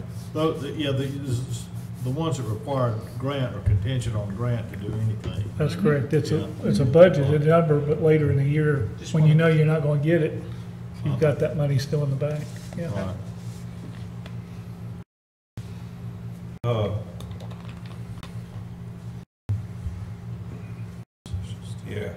Yeah, the bucket truck somewhere up there in the top 10. I don't care where. Of course, the paving's a key issue, and that's gonna continue. Looking at Lake Ops, a vehicle and boat replacement, he said if he could wait another year, no problem. Why don't we So that swap- one should be moved down. Well, why don't we swap those two positions? Just swap it, take 27 and move it to the 12. Swap 27 and 12? Yeah, just swap those two. Yeah, as long as we think we'll get it funded this year on the bucket truck, yeah. And how many did we fund last year, 16 or 18? Yeah, it was, final was about 16 to 18. Yeah. And again, we skipped a couple, so it's not Right. exact science. Well, Has that actually been done, the money spent on those Either done or 16? underway, because if you borrow money, it's a 5-year payment, so typically, yeah. So we need to move it down, lower the public safety, we moved down, but we added in fire department expansion, same spot. We need to move down the picnic pavilion. Move it all the way down. Yeah, because, yeah. It's not even in the plan. So I didn't, so, hold on, wait. The, Picnic yeah, I've got pavilion, that we need to one. move all the way down. Public safety facility, I've got. Right. 12 and 27 swap, Tryon Bay storm, what did y'all decide? Number 4, to 4. To number 4? Yeah. Yeah. Make it number 4 and then move the others down accordingly. I'm okay with that. The other two lists, I'm okay as they are, Right. the electric and the water. Yep, same. In fact, on the electric, you could add the generator onto that, bottom of that Yeah. list. Yeah, so add that as a number 6. Yes. Well, the generator will be, what, Six. water and sewer, you said, right? Electric. We can put it on electric too, whichever one you want to. Yeah, because we have one there, so I don't want to confuse them, so. All right, you want to put it on water and sewer? Water and sewer. All right, Water and sewer then. all right. Okay, mainly mark Yep. it out. But that'll be critical during a long-term outage. You've just got, and another problem you've got with these generators, sometimes they start, sometimes they don't. Yeah, no kidding. Ask Steve this Like morning. mine and yours. Yeah, mine this morning ran and then Mine the quit. same way, yeah. Oh, yeah, I was out there at 4 o'clock this morning getting, Oh, I was out at 5. You need to find you a good electrician to work I with. did, I had it fixed in 5 minutes. So I'm okay with those changes on the list Yep. and priority. I So agree. Ron, I just have one last question, and I'm sorry, I'm not getting it, but keep asking the question about the dam and where the money for that is. And in our capital budget, it just seems, that's like Too our number nebulous for one you. thing, and it's not on here, and I'm Yeah. just having a heartburn over that. No, What- actually, my guess is that it, again, we're going to have that tied up before July 1st for the funding, and so it wouldn't end up in your 5-year CIP plan. If it was a project that you were considering down the road at some point, I think it's important to be in there. But again, this is so important. This is going to be outdated before you even, as soon as you adopt it. So, to me, it's going to be done within the next. From the state perspective and to. There's no grants. There's no additional funding sources. No, I mean, Yeah. to give them added assurance that, yeah, this is top on our top priority? No, all they needed was Dr. Dan's report. Okay. Yeah, so right, so there's they're- really no, we know we're gonna do it, we know the money's, likely gonna come from some type of revenue bonds or something. It may be worth it if we end up with general obligation bonds or something like that that's different, but I don't see that happening, so. That answers your question before but I think so. We'll see how this goes. Well, I was gonna say, if you want me to put it in there, I'll No, go I'm ahead not and do it. battling for it. I Yeah, just want yeah. to make sure, Well- that there's a mechanism to get it, and it's a long-term It's a planning capital document. project. I mean, it's A lot of folks will be looking at this that aren't gonna take the time, and really, there's no need to take the time to sit and listen to all these deliberations. Just from that perspective, so people know that we're doing it, would it make sense to just stick it in on top of the budget, and, on top of this, just to. Would it we go all in the know what it electric is. fund? Is that where we're trying to get the revenue from? That's where we would get the. So I just put it in, I'd put a big number in there. Okay. I mean, Yeah. just so we have it. $5 million. Yeah, yeah, somebody There you will look go. at it and say, well, they're not even looking Yeah, at doing the dam. I'd show something on Yeah. the document, yeah. Okay. And I'd even show that as our highest priority. Yeah. Just so we're Yeah. all on the I same. really would. You think? Yeah. Yeah. That's I mean, we get it, that Yeah, that's yeah, gonna it's come, there. we gotta get a Well, it might save us a few phone calls. Now we've approved that, now, should we add something here regarding the ABC store, the strip mall, based on the new information that Shannon's uncovered or whatever, in your email, and all of that topic? Should No, there be money added into this, or is that? That money is already It's been borrowed, it's right. been, half of it's been spent, or more than half. Okay. So what you'll need to do is just a continuing budget plan for it. Right. That's- And if we come along and we see, as we anticipate, it may cost more capital, Right. we just make a budget amendment, we'll move That's some right. funds You- this year. And that, I would just tell you that the trajectory that we're on right now is, this better not be around here in July. I mean, Right. we better have already committed the funds, and I would expect to see the contractor have been working out there for a while by that point. And You have a capital project Yeah. budget set aside for that, so. it's Okay. all set. Yeah. Okay. Can I add one more thing? Is it possible for us to get a daily update in the evening about the sewer deal? Email, just send an email. Of the manhole. About the repair. manhole and the repair and where we're at. I mean, I'd love to see that Saturday or Sunday we're back up, but I don't want any surprises. I want to make, I hope we have a town person with them. Sure. It would be, I think would be a good idea. Well, if you had meant to say something, David, you asked him if they were gonna be working through the weekend, and he said he believed they are, and I was gonna say, well, I wanna suggest to you, David, that you suggest to them that they work through the weekend. That we And need, and we that's need our them, desire. we need them to work through the weekend. Right, right. Well, is that something that we want to, Ron, you want to make sure that he knows in case, Yeah, I thought it was pretty yeah. plain, but in case it wasn't. It was, and I'll cover that with him again. Again, we can't, we wouldn't be able to force them to work on the weekend, just understand. I mean, we can strongly encourage, suggest those kind of things, but We'd prefer. We'd prefer- We need them to. yeah, it'd be nice, but. If they will. A contractor working on Sunday, they're. It's a top priority for us, and we really need them to stay focused. That's right, and till we can say it that way. Till we're ready to start filling the lake back up. They can work on Sunday now, because they can buy alcohol at 10 o'clock now. Yep, yep. Guys, I got to go. All right, well, back See ya. over. All right, Motion to adjourn. Motion to adjourn. Second. I second. Second, all in favor, aye. Aye. We're done. Great meeting, So you'll send us an email each evening on there. Yes, sir. very productive, very productive. Bye, Bobby. Zoom. That was 3 hours and 25 minutes, sticking right in, wasn't it? Damn. That's 3 hours and 25 minutes